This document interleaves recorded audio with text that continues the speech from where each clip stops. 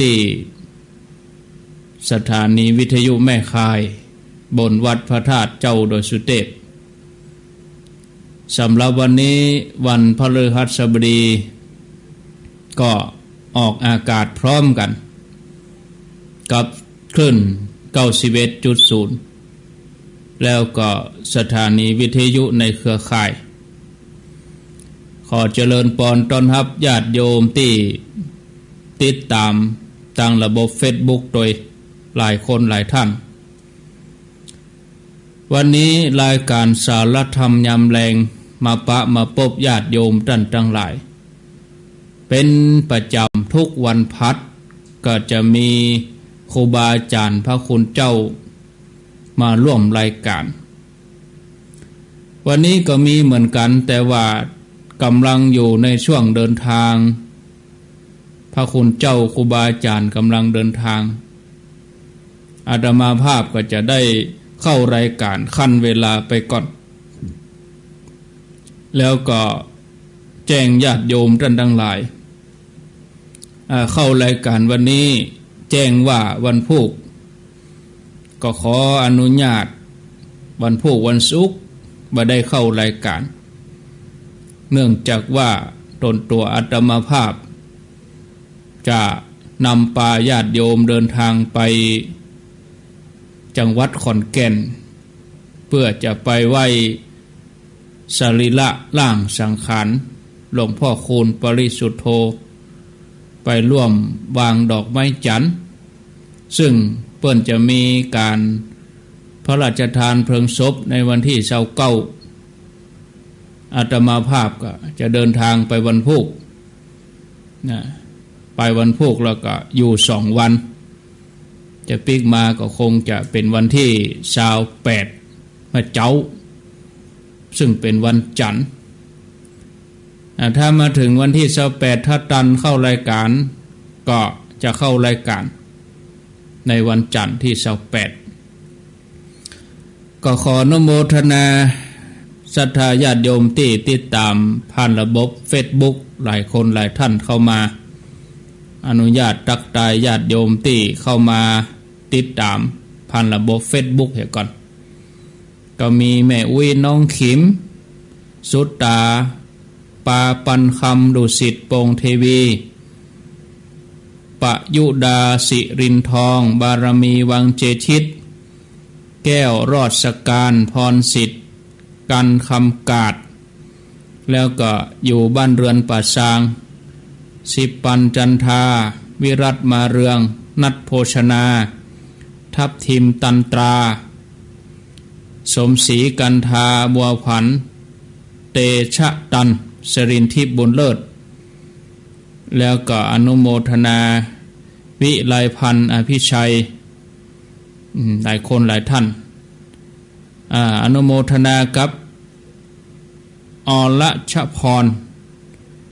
ยายตันหยงมัดจันยาฟองศักดิ์ปีน้อยตุกตาแม่เสลินทิพย์บุญเลิศจำลองจันทโพวิรัตมาเรืองกองคำทิศวงเยาวรักษ์รินยอดสมศรีกันทาอยู่หนองเย็นแม่วางอีกอะพิมพ์พิกัดมาให้ตัวจะได้หูเนาะแม่หลวงสายฝนบ้านหนองผ้าขาวกองคำทิศวงท่านจักรินหมอแอวตลาดหางดงปีน้อยตุกตาเวียงป่าเป้าสุคนปาลีตากาบแก้วเลขกุลไหว้ชาหลวงพ่อพระครูวัดป่าสางงามเมืองป่าสางจำลองจันทโพนี่อยู่แม่แฝกสันทรายเครือวันสุจารีแถมท่านหนึ่งโยมชุติการฟังอยู่สันกลางสันกำแพงเนออายุ65แล้วฟังตัวพอตัวอนุโมทนาจัญญาอันนี้สารปีชัดเจนดีอนุโมทนาวันนาสมบูรณ์แม่เดือนเพนน้ำบ่อหลวงแม่แดงขุนเศษบ้านตาการศรีไลพงหมูดอนจันเชียงใหม่ วันธนีปวงใจแก้วจงจิตขัดยศธีรนุชพุทธพดุงรุ่งทิวาขันแยงปันแม่นางอวนทาเกิดยังบ่อนุญาตให้โทษจ้ะจันเพนคำโปธานี่อยู่แม่เฮียเมืองเชียงใหม่ฟังโทษเนอะวางไปก่อนฟังไปก่อนกำลังตักเฟซบุ๊กนี่ก่อนก็เดียววันธนีปวงใจแก้วนี่อยู่เทพเสด็จโพทองใจบุญรุ่งทิวาบวกก้างสันกำแพงสุภาพรสมพงษ์หางดงแม่คำปันฟังตึงวันลาวันมนเทียนยายไข่แก้วบ้านเส้งรุ่งทิวาสิริพรบุตรดวงติบปอแขวนหงวนโมทนาติดตามอยู่ที่โดยสเก็ตเนอร์อนุโมทนาแล้วก็ท่านพระครูบาดีกาประเสริฐประสันโนไวสาเนอร์ตุลุงเสริฐเนอร์ธีรนุชพุทธพดุงอันนี้อยู่โดยสเก็ตแจ้งพิกัดโดยเนอร์โยมเนอร์วิไลนวลศรีอนุโมทนาแถมท่านหนึ่งก็อยู่บ้านถวายหางดงทั้งภาพและเสียงชัดเจนดีโมทนาสาธุโมทนาสาธุสุคนสือว่าคนเครือสารนะก็ขออภัยเตะไม้เตะมือญาติโยมเนื่องจากท่านผู้ร่วมรายการเพิ่นเข้ามาแล้วเพิ่นจะเข้าประตูหน้าก็เลยจี้ให้เพิ่นเข้าประตูข้าง ด้านพระครูอรุณบวรรัตน์ฟังชัดเจนดีอนุโมทนาก็ขอเจริญพรต้อนรับญาติโยมท่านสาธุชนท่านทั้งหลายตอนนี้ผู้ร่วมรายการเดินทางมาแล้วมาถึงฝั่งถึงหีบเนาะอันนี้เป็นว่าบ่ลึกตึกตัก มาถึงฝั่งถึงหีบก็ตักตาญาติโยมผ่านระบบ Facebook ก่อนสีพันสี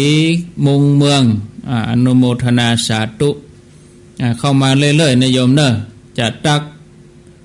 ผ่านระบบ Facebook นี่ไปตึก20 นาที15 นาฬิกา 20 นาทีอนุโมทนาอันนี้อยู่ฮ่องกงว่าโอ้โยมอย่างนี้อยู่ฮ่องกงปุ่นเนี่ยฟังชัดเจนดีทั้งภาพและเสียงโมทนาเป็นคนเมืองก็ว่าคนทางกรุงเทพปุ่นบ่ฮู้นี่คนเมืองถ้าคนกรุงเทพนี่ก็จะฟังกำเมืองก็จะฮู้ยังกึดเติงหาบ้านอยู่เนาะโยมอยู่ฮ่องกงอุตส่าห์เข้ามาฟังเข้ามาดูแม่ครูเพลินพิษบ้านแป้นแล้วก็พี่กุลทองปันทองวีรวันกันธมีเวียงเป่าเป้าชัดเจนดีทิพวรรณฝักบัวอนุโมทนาสาธุวีรพงษ์สาธุโยมวีรพงษ์อยู่ห่างดงชัดเจนดีเนาะโอ้สาธุอนุโมทนานะละจะ20 นาทีระยะโยมข้างแห่ม2 นาทีจะ15 นาฬิกา 20 นาทีอาตมาก็ขั้นเวลาเนาะรอพระคุณเจ้าเปิ้นกำลังเดินทางอยู่อันนี้อยู่ที่ไหนโยมนี่สุภาพรสมพงษ์อนุโมทนาหลวงพ่อท่านพระครูวิพาทวรคุณแล้วก็มีท่านพระครูอรุณบวรรัตน์วันที่9 กุมภานี่จะไปแม่ลิดป่าแก่ตำบลแม่เหาะอำเภอแม่เสรียงเนาะกราบไหว้สาขอบคุณด้วยเนอะท่านพระครูอรุณบวรรัตน์เรือนขวัญใจกันทะอยู่น้ำจำสันกำแพงนะชัดเจนดีน้ำจำสันกำแพงคุณโยมหนูนีพินทองยายวันนี่อยู่ขอนแก่นพุ่นขอนแก่นนี่เป็นอาตมาเขาจะไปขอนแก่นเนอะวันที่27จะไปขอนแก่นคุณโยมธีรพันธ์ทนันชัย จากอำเภอแม่แจ่มนันพันนันพันอยู่แม่แจ่มฟังวิทยุที่มนต์เสียงธรรมอันนี้อยู่จังคำเนาะโยมสุภาพรจังคำหลวงจังคำน้อยมีหลายจังคำสันกลางสระปีชัดเจนดีคนเมืองนี่ฟังที่ไหนอ๋อโยมสุรีคนเมืองเนอะโยมสุรีบอกว่าข้าเจ้าคนเมืองเจ้าท่านอาจารย์และโยมไปอยู่ปุ่นฮ่องกงปุ่นอนุโมทนาเป็นเกาะฮ่องกงก็ว่าเป็นประเทศฮ่องกงหมดเนี่ยเนาะเกตแก้วเปงปิงสันกำแพงชัดเจนดีอัมพรกันถ้ามีสุรพงษ์บุญแห่เป็นหารพออาจารย์ฝรั่งหลวงปู่ครูบาอินโท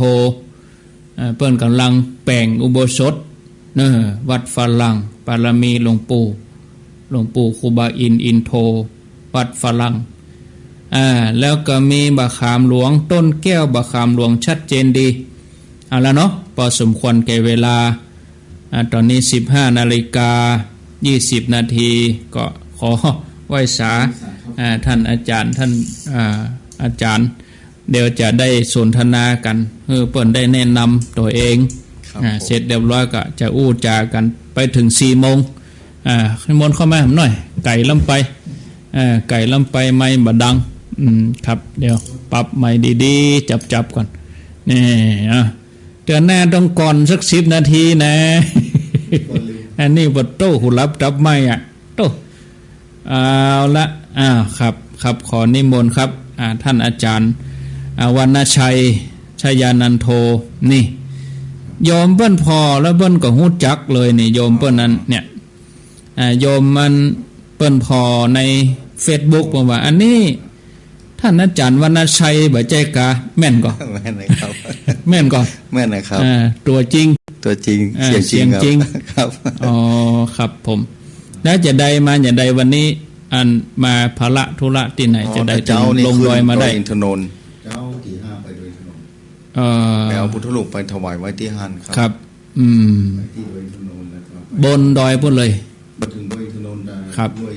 พ่อพันธุ์กล้วยไม้ครับผมครับพ่อพันธุ์กล้วยไม้ออกวัดกี่โมงออกวัดตั้งแต่ตะวันแล้วครับโอ้ออกวัดตะวันแล้ววันนี้ยังไม่ได้เข้าวัดเด้อได้เข้าวัดโอ้อินโดแล้วก็ลงมาก็ไปงานศพหลวงพ่อที่วัดยางคำแถวครับผมญาติโยมที่ได้ยินได้ฟังเสียงนี้คือท่านพระอาจารย์วรรณชัยชยานันโทเนาะวัดพุทธศรีคีรีแต่ยังโยมที่ฟัง91ก็ดีฟังที่แม่แจ่มฟังที่เมืองน่านนี่เคยเสียงละครับแต่โยมที่96นี่กำลังฟังประเดี๋ยวนี้ครับท่านอาจารย์อยู่วัดพุทธศรีคีรีตำบลบ้านแปะอำเภอจำตองจังหวัดเชียงใหม่ครับบนถ้ำตองไปปุ่นครับเลยถ้ำตองจากตำบล108ขึ้นไป15 กิโลครับสายเชียงใหม่ฮอดแสดงว่าเขาอยู่บนถนนเส้นเดียวกันครับผมได้รอก่อน108 108ครับเชียงใหม่ฮอดอ๋อครับจากตั้งหลวงเข้าไป15 กิโลเนาะครับ15 กิโลไก่นักแกครับ15 กิโลแล้วก็การเดินทางนี่เหรอเพื่อขยมมาส่งครับเพื่อขยมมาส่งเพื่อขยมมาส่งวันนี้ก็เลยถือโอกาสได้นิมนต์ท่านอาจารย์พอดีวันพัดนี่จะเป็นช่วงนิมนต์แขกรับเชิญอ๋อครับผมครับเปลี่ยนเป็นตนก็ให้โยมรุ่นอ๋อครับผมบ่ได้บอกว่าพัดหน้าจะเอาไผมาอ๋อครับแห่งพัดนึงจะเป็นไผก็บ่ได้บอกให้โยมครับอุดไว้ก่อนนะครับแล้วให้โยมรุ่นไปตัวครับแล้วก็มาเฉลยเฮียประเด็นเนี้ยผมก็นิมนต์หันท่านอาจารย์มาก็พร้อมกับโยมเนี่ยก็เดี๋ยวจะถวายเวลาให้ท่านอาจารย์ไปจนถึงเวลา4 โมงครับนิมนต์ได้ได้จ้ากับศรัทธาญาติโยมจะมีธรรมะอย่างใดเดี๋ยวเขาก็มาสนทนาธรรมกันพอดีมีปัญหาปัญหาจากตุลุงปันนี่เปิ้นอยู่แม่โป่งโดยสเก็ตเปิ้นถามเล่าไว้แต่กี้นะเปิ้นถามเล่าไว้ว่ามียักษ์ตนหนึ่งมีตา2 ข้างตา1 ลีตา1 แจ้งนี่หรอตา1 สว่างตา1 ลี มีปาก12ปากมีฟันอยู่34กืนกินสัตว์ทั่วปฐพียักษ์ตนนี้เป็นอันหยังนี่นะถ้าท่านอาจารย์ปอจะตอบได้ก็เอาเต้าที่ได้เนาะทีนี้ก็ผมก็จะได้มาร่วมสนทนากับท่านอาจารย์ต่อไปครับเบื้องต้นนี้ก็นิมนต์ตักตายอุจากับญาติโยมไปก่อนนิมนต์ครับผมกราบไหว้สาพระมหาเถระเจ้าครูบาอาจารย์เจ้าพระภิกษุสงฆ์องค์เนรกุศลโคองค์ที่ฟังรายการอยู่อย่างสถานีวิทยุคลื่น 96.0 ว่าพระธาตุเจ้าโดยสุเทพนะที่ฟังจากที่พอจาก Facebook ไลน์แต่ละพื้นที่เจริญพรญาติโยมศรัทธาสาธุชนทุกท่านที่ฟังรายการในโอกาสขณะนี้เก้ากับผมอัตมาภาพพระวรรณชัยชยานันโทวัดพุทธศรีคีรีตำบลบ้านแปะอำเภอจำตองจังหวัดเชียงใหม่เก้ากับผมอัตมาภาพนั้น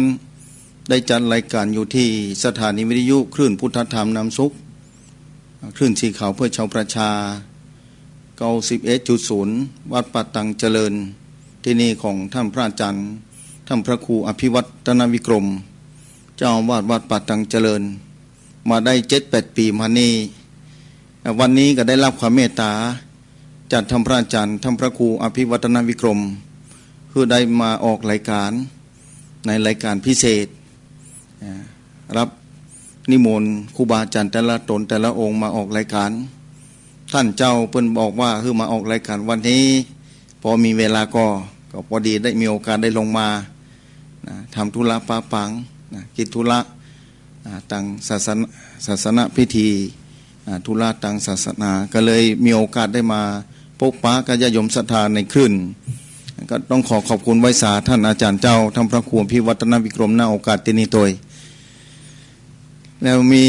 ญาติโยมศรัทธาฟังจากหลายพื้นที่ด้วยกันในโอกาสในเวลา 15 นาฬิกาเป็นต้นไป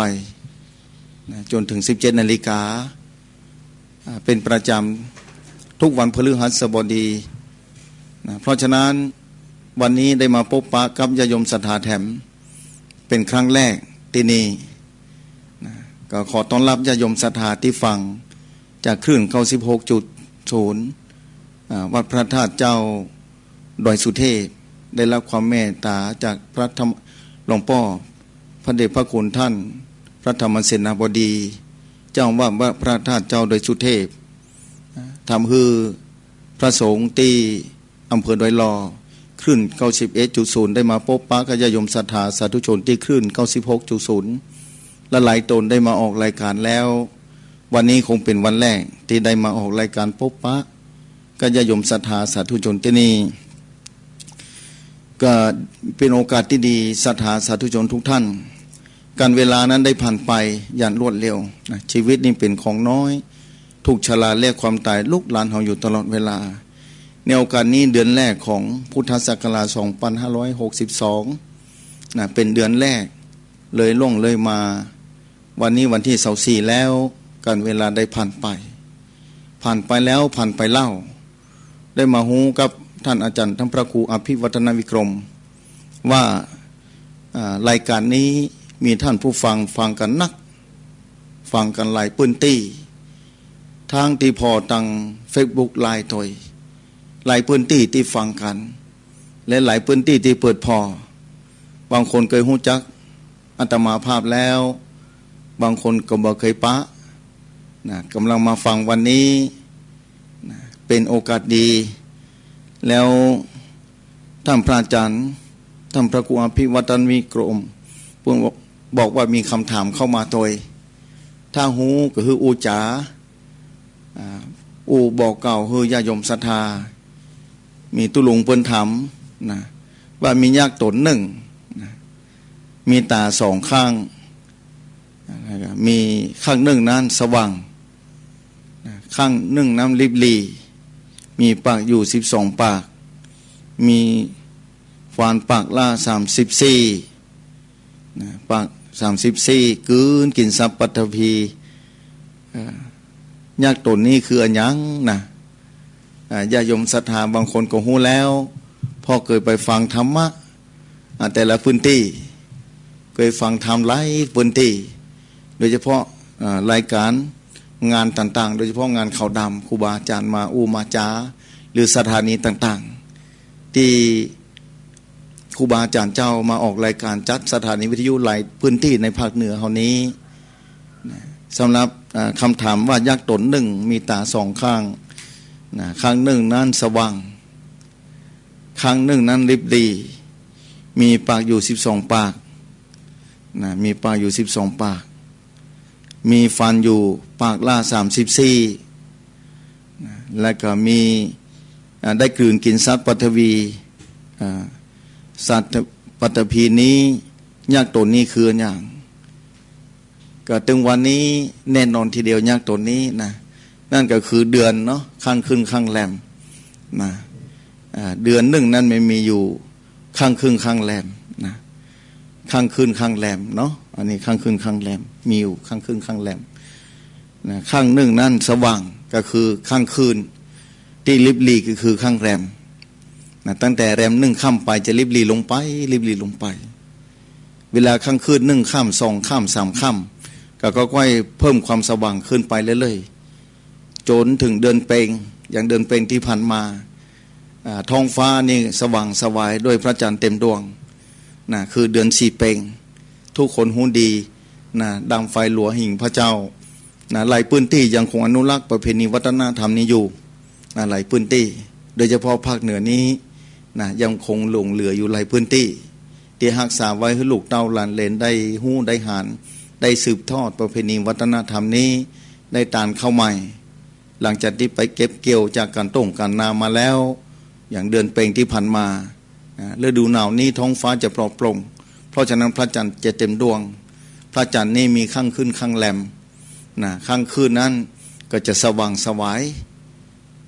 ข้างแรมนั้นจะก้อยลิบลีลงไปลิบลีลงไปจนดับลงไปเดือนนี้มีอยู่ยักษ์ตัวนี้มีอยู่12 ปากก็คือ12 เดือนด้วยกันปีหนึ่งมี12 เดือนตั้งแต่เดือนเกียงเป็นต้นไปเดือนเกียงเดือนยี่เดือน3 เดือน4 เดือน5 เดือน6 เดือน7 เดือน8 เดือน9 เดือน10 เดือน11 เดือน12หรือเดือนยี่นี่เป็นเดือน2แล้วถึงเดือน12อันนี้ญาติโยมศรัทธาสาธุชน12 ปากก็คือ12 เดือนมีฟันปากละ34ก็คือเดือนหนึ่งมี30 วันญาติโยมศรัทธาสาธุชน30 วันนี้แต่ละเดือนนี้ได้กลืนกินสัตว์ในปฐพีหรือปฐวีในแผ่นดินในโลกล่าโลกานี้ตลอดระยะเวลาทุกวินาทีเลยเพราะว่าสัตว์โลกนี้นับจำนวนบ่ได้สัตว์ที่มีตีนสัตว์บ่มีตีนสัตว์ที่มีตีนนักมีตีนน้อยสัตว์ที่พอด้วยตาเปล่าหารพอด้วยตาเปล่าบหารญาติโยมศรัทธาสาธุชนทุกท่านแม้กระทั่งญาติโยมศรัทธาเองกระโดนญาติตนนี้กระชากไปบ่น้อยเหมือนกันทุกคนจะต้องไปสู่อย่างเดียวกันหมดเลยเท่าแก่ชราลงไปแล้วสาธุชนทุกท่านถ้าอยู่ด้วยความประมาทญาติโยมศรัทธาจะมีสติมีปัญญาดำเนินวิถีชีวิตโดยความถูกต้องดีงามแล้วเอามีความหวังมีที่พึ่งเป็นอย่างดีแล้วเราโชคดีได้เกิดมาในโลกนี้มาเจอพระพุทธศาสนามาเจอหลักธรรมของพระพุทธเจ้าทุกคนบอกว่าจะอยู่ในหัวในเวียงอยู่ในป่าในดงในรอบนอกคอกนาที่ได้ก็ตามก็ถูกยักษ์ตัวนี้กลืนกินตลอดเวลาร่างกายเราก็ค่อยชราภาพลงไปแต่น้อยชราภาพลงไปตลอดเวลาเพราะยักษ์ตัวนี้จะกลืนกินเราแต่ตอนนี้ถ้าเรามีสุขภาพร่างกายแข็งแรงจงรักษาไว้คือดีทุกสิ่งอย่างบ่เที่ยงทุกสิ่งอย่างบ่เที่ยงสักอย่างแต่ตอนนี้เรามีโอกาสเป็นผู้มีบุญอย่างยิ่งที่มีบุญมีวาสนาได้มีโอกาสได้มีลมหายใจจนถึงวันนี้แล้วมีโอกาสที่จะสร้างบารมีไปต่างหน้าแต่จะไปถึงเต้าใดนั้นบ่ต้องไปภาวะพะวง นะที่ผ่านมาแล้วนั้นเอาก็ห้องปิกขึ้นมาบ่ได้มีเอาจะต้องดำเนินไปต่อไปฮู้กับลมปัจจุบันนี้เอาจะมีความสุขมหาศาลนับว่าโชคดีญาติโยมศรัทธาที่ฟังสถานีวิทยุในคลื่น 96.0 นี้ไล่พื้นที่ในขณะเดียวกันที่ฟังสถานีวิทยุนี้อาจจะบ่เหมือนกันในฐานะท่านผู้ฟังได้ยินเหมือนเดียวกันแต่คิดอาจจะบ่เหมือนกันนะแล้วได้รับความสุขบ่เหมือนกันในวิถีชีวิตของคนฟังทั้งหมดในขณะเดียวกันนี้บางคนก็มีความทุกข์บางคนก็มีความสุขต่างกันไปบางคนนั้นมีความสุขแน่นอนเลยทีเดียวนะจะยิ้มแย้มแจ่มใสเบิกบานความสุขนั้นมีหลายอย่างนะมีถึงความสุขทางกายและทางใจแต่ความสุขทางกายและทางใจนี้เกี่ยวข้องกันแต่บางคนนั้นมีความทุกข์ใจและทุกข์กายไปตัวอันนี้ก็สูญแท้แต่รหัสกรรมของแต่ละคนแต่ละท่านที่ได้ตกแต่งกันมานะบุญกุศลต่างๆนั้นหรือว่ารหัสกรรมต่างๆนั้นบ่ภายบ่ใจมายื่นคือการได้เฮาทั้งนั้นแหละที่ได้สร้างมาแต่จากก่อนฝั่งหลังมีมาแต่ท้ายหลายคนที่ได้สร้างไว้ทำมาโดยตลอดเวลาหลายคนที่ได้กระทำมาด้วยกายวาจาใจนี่สิ่งเหล่านี้ไปบ่ได้แต่ตอนนี้คือผลโดยนะกรรมดีและกรรมดีส่งผลคือเฮาได้รับปัจจุบันนี้ทุกคนที่ฟังอยู่นับว่าเป็นผู้ที่โชคดีทุกคนคือได้อยู่ในโลกนี้ได้สร้างความดีตานอยู่นะทุกคนมีบุญมีวาสนาได้สร้างความดีตานอยู่นะเมื่อเฮามีเวลานะเฮามีโอกาสเฮาสามารถที่จะทำด้วยตัวเก่าได้เพราะบุญนี้บ่สามารถจะหาซื้อในตลาดได้ต้องทำด้วยตัวเก่านะต้องสร้างด้วยตัวเก่าต้องมาจากจิตใจก่อนนะจิตใจนะแล้วก็กำอู้กำจาและวาจาแล้วความคิดความนึกคิดแล้วก็อันนี้คือจิตใจพอนึกคิดแล้วจะเป็นกำอู้ออกมาหลังจากนั้นบันเตื้อจะเป็นกายที่จะต้องกระทำโดยกายตัวเก่านะกายตอนนี้มีโยมคนหนึ่งวันนั้นโทรถามมาว่าท่านอาจารย์อย่างข้าเจ้านี่บ่สบายนอนอยู่ที่บ้านบ่สามารถที่จะไปวัดได้แล้วข้าเจ้าจะมีโอกาสได้สร้างความดีอย่างไรคนอื่นเปิ้นไปวัดกันโละไปทำบุญที่ห้านที่นี่สำหรับข้าเจ้านั้นบ่มีโอกาสได้ไปวัดไปวากระเปิ้นแล้วข้าเจ้าจะมีหนทางใดพ่องในเมื่อกายวาจาใจสำหรับกายข้าเจ้า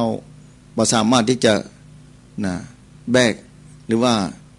นำปาอัตภาพร่างกายเข้าไปสู่ในของแก้วอารามหรือว่าจะสร้างคุณงามความดีก็เพิ่นได้เพราะว่าโยมแม่สามารถสร้างได้อยู่ที่บ้านเราต้องดูแลจิตใจเราต้องยอมรับความเป็นจริงว่าร่างกายนี้หัวใจของเราบอกว่าเราคนอื่นก็อย่างเดียวกันนะสักวันหนึ่งก็ต้องทิ้งธาตุทั้งสี่นี้ไปแต่ขณะที่เรามีลมหายใจนี่ความดีหัวใจทำที่กายอย่างเดียวความดีเกิดขึ้นที่จิตใจบอกเพื่อนไปนะแล้วก็อู้ให้ลูกหลานฟังก็ได้ได้อู้แล้วเราสบายใจแล้วถ้าลูกหลานมาหาแม่เขาแม่ก็อู้ไปเนอะแม่จะอยู่กับที่สุขภาพบ่อำนวยในการดำเนินร่างกายเพื่อจะเข้าไปสู่ของแก้วอารามหรือจะไปประกอบคุณงามความดีในพื้นที่ต่างๆขอแม่นั้นได้นึกสิ่งที่ดีจะนึกจะได้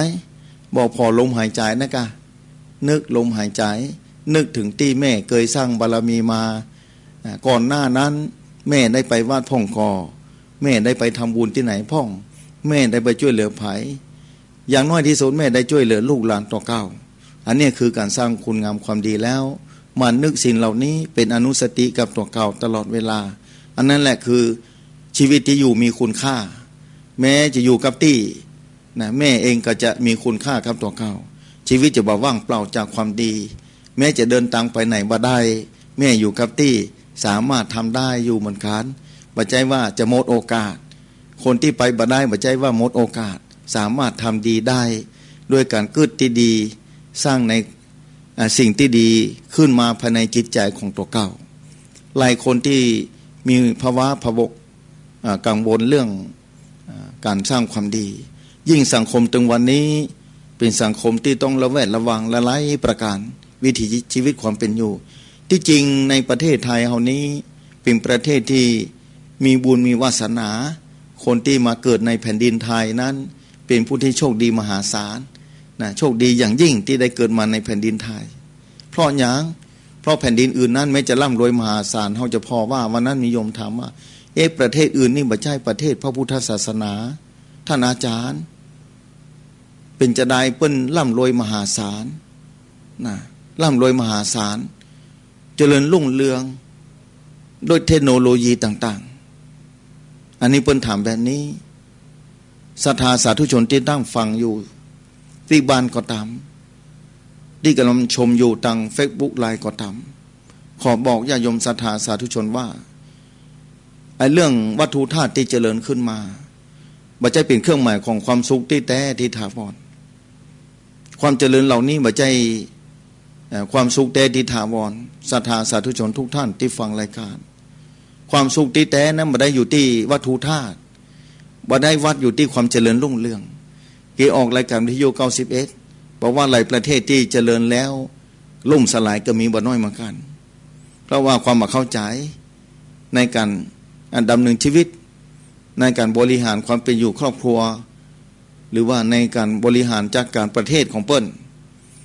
ที่ล่มสลายไปบ่น้อยเหมือนกันหลายประเทศที่ส่งตัวอย่างไปเพราะฉะนั้นเรื่องความร่ำรวยหรือความเจริญรุ่งเรืองนั้นบ่ได้บ่งบอกถึงว่าจะมีความสุขทุกประเทศตลอดไปหลายคนที่ฟังรายการวิทยุยังสงสัยบ่น้อยเหมือนกันนะสงสัยบ่น้อยเหมือนกันว่าคนที่จะร่ำรวยนั้นต้องมีพร้อมทุกอย่างนะพร้อมทุกอย่างในที่เราจะได้รับจะต้องสร้างขึ้นมาพร้อมทุกอย่างที่จริงนะอยู่ที่จิตใจพระองค์ท่านพระบาทสมเด็จพระเจ้าอยู่หัวรัชกาลที่9พระองค์ท่านมีอัจฉริยภาพมหาศาลบอกแก่พระสงฆ์นิกรชาวไทยว่าคือมีความเป็นอยู่อย่างพอเพียงไม่ใช่ว่าบ่ฮือทำการทำงานคือทำตึงวันนั้นนะแต่ประเทศไทยนี้เป็นประเทศที่เหมาะสมพระองค์เพิ่นฮู้พระองค์เพิ่นบอกว่าคือปลูกผักปลูกไม้นะปลูกอันหยังก็ได้รอบข้างบ่มีเอากระมังก็ได้เอาคุก็ได้มาใส่ไว้ปลูกผักอย่างน้อยหอมด่วนจะไข่หมกคุณนั้นลงไว้บ่ต้องไปได้ซื้อขีดอันนี้ปลอดภัยโดยอันนี้ปลอดภัยโดยอันนี้ส่วนหนึ่งพระองค์จะหันชัดเจนเลยความปลอดภัยของชีวิตของพระสงฆ์นิกรของพระองค์ท่านแต่น้อยคนนักที่จะเข้าใจพระองค์น้อยคนนักที่จะฮู้ที่พระองค์หวังดีต่อพระสงฆ์นิกรชาวไทยถ้าภัยบอกมีบางคนก็ถามว่าเฮาบริษัทเฮานี่บ่ต้องทำแล้วกะถ้ามันอยู่ได้แล้วมันพอแล้วบ่ใช่อย่างอ่านต้องทำต่อไปตลอดเวลานี่เคยตั้งสถานีวิทยุขึ้น91อยู่เฮาก็ต้องทำหน้าที่ตลอดหน้าที่คือธรรมะก็ต้องทำตามหน้าที่คนบางคนต้องอาศัยซึ่งกันและกันทุกอย่างบ่ใช่เหตุบังเอิญนะทุกอย่างบ่ใช่เหตุบังเอิญญาติโยมศรัทธาสาธุชน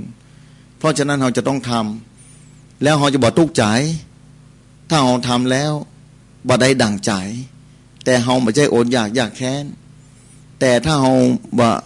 ได้ดั่งใจแล้วเมื่อเราทุกข์อันนั้นคือความปลอมบ่ใช่มีถ้าความปลอมมีนี่ไม่จะขาดทุนพ่องไม่จะได้กำไรพ่องอันนี้เราจะมีความสุขตลอดเวลาเพราะว่าเรายังอยู่ได้หลายประเทศในโลกนี้ที่เปิ้นอยู่ยากเปิ้นอยู่ลำบากเปิ้นบ่มีอย่างประเทศไทยมีประเทศไทยเป็นประเทศที่โชคดีหลายๆอย่างภัยธรรมชาติเองก็มีน้อยครั้งมีบ่นักแผ่นดินก็อุดมสมบูรณ์นะหลายประเทศที่บ่มีอย่างประเทศไทยนี้เพราะฉะนั้นญาติโยมศรัทธาสาธุชนแม้ณขณะปัจจุบันนี้เศรษฐกิจอาจจะลำบากฟั่งเฟือนหลายๆประการบางคนฟังแต่บ่ต้องน้อยอกมองใจบ่ต้องนิ่งใจอยู่ที่ใจเฮาต่างหากที่จะต้องดูแลอย่างพระองค์ท่านบอกแล้วเราจะมีความสุขอย่างมหาศาลคนที่มีก็เอื้อเฟื้อเผื่อแผ่ต่อคนที่บ่มีนะเพราะว่ากรรมที่สร้างมาบ่เหมือนกันต่างกันในขณะเดียวกันถ้าฟังข้อถามตะกี้ว่ามียักษ์ตนหนึ่งมีตาสองข้างหนึ่งลิบลีข้างหนึ่ง สว่างสวายครั้งหนึ่งสว่างสวายลิบลีแล้วมี12ปากด้วยกันปากหนึ่งมี34มีฟัน34ก็เดือนหนึ่งมี30วันแต่ละเดือนนั้นได้หมดไปปีนี้เดือนมกราคมนี้วันนี้วันที่24แล้วเหลือแถม6-7 วันก็จะสิ้นเดือนแถมแล้วเวลามันผ่านไปเวยขนาดศรัทธาเวยแล้วเวยเล่าผ่านไปแล้วผ่านไปเล่าแล้วห้องปีขึ้นมาบ่ได้เพราะฉะนั้นจะทำจะได้ตะวันกับชีวิตที่ยังหลงเหลืออยู่ที่เราสามารถทำได้เอามีที่พึ่งดีแล้วกะส่วนใหญ่เข้าใจว่าท่านผู้ฟังที่ฟังอยู่นั้นตั้งแต่วัยกลางคนหรือเข้าไปสู่ปัจฉิมวัยแล้วนะหาที่พึ่งต่างจ่ายเป็นส่วนใหญ่เพราะว่าสถานีวิทยุ91เหมือนกันอันนี้ก็นับว่าญาติโยมศรัทธาเป็นคนที่มีบุญเป็นคนที่มีวาสนามีความรู้ความเข้าใจเป็นอย่างดีสามารถเปิดวิทยุรับฟังต่างสถานีวิทยุเพื่อมาปรับความเข้าใจของตัวเก่ามาปรับวิถีชีวิต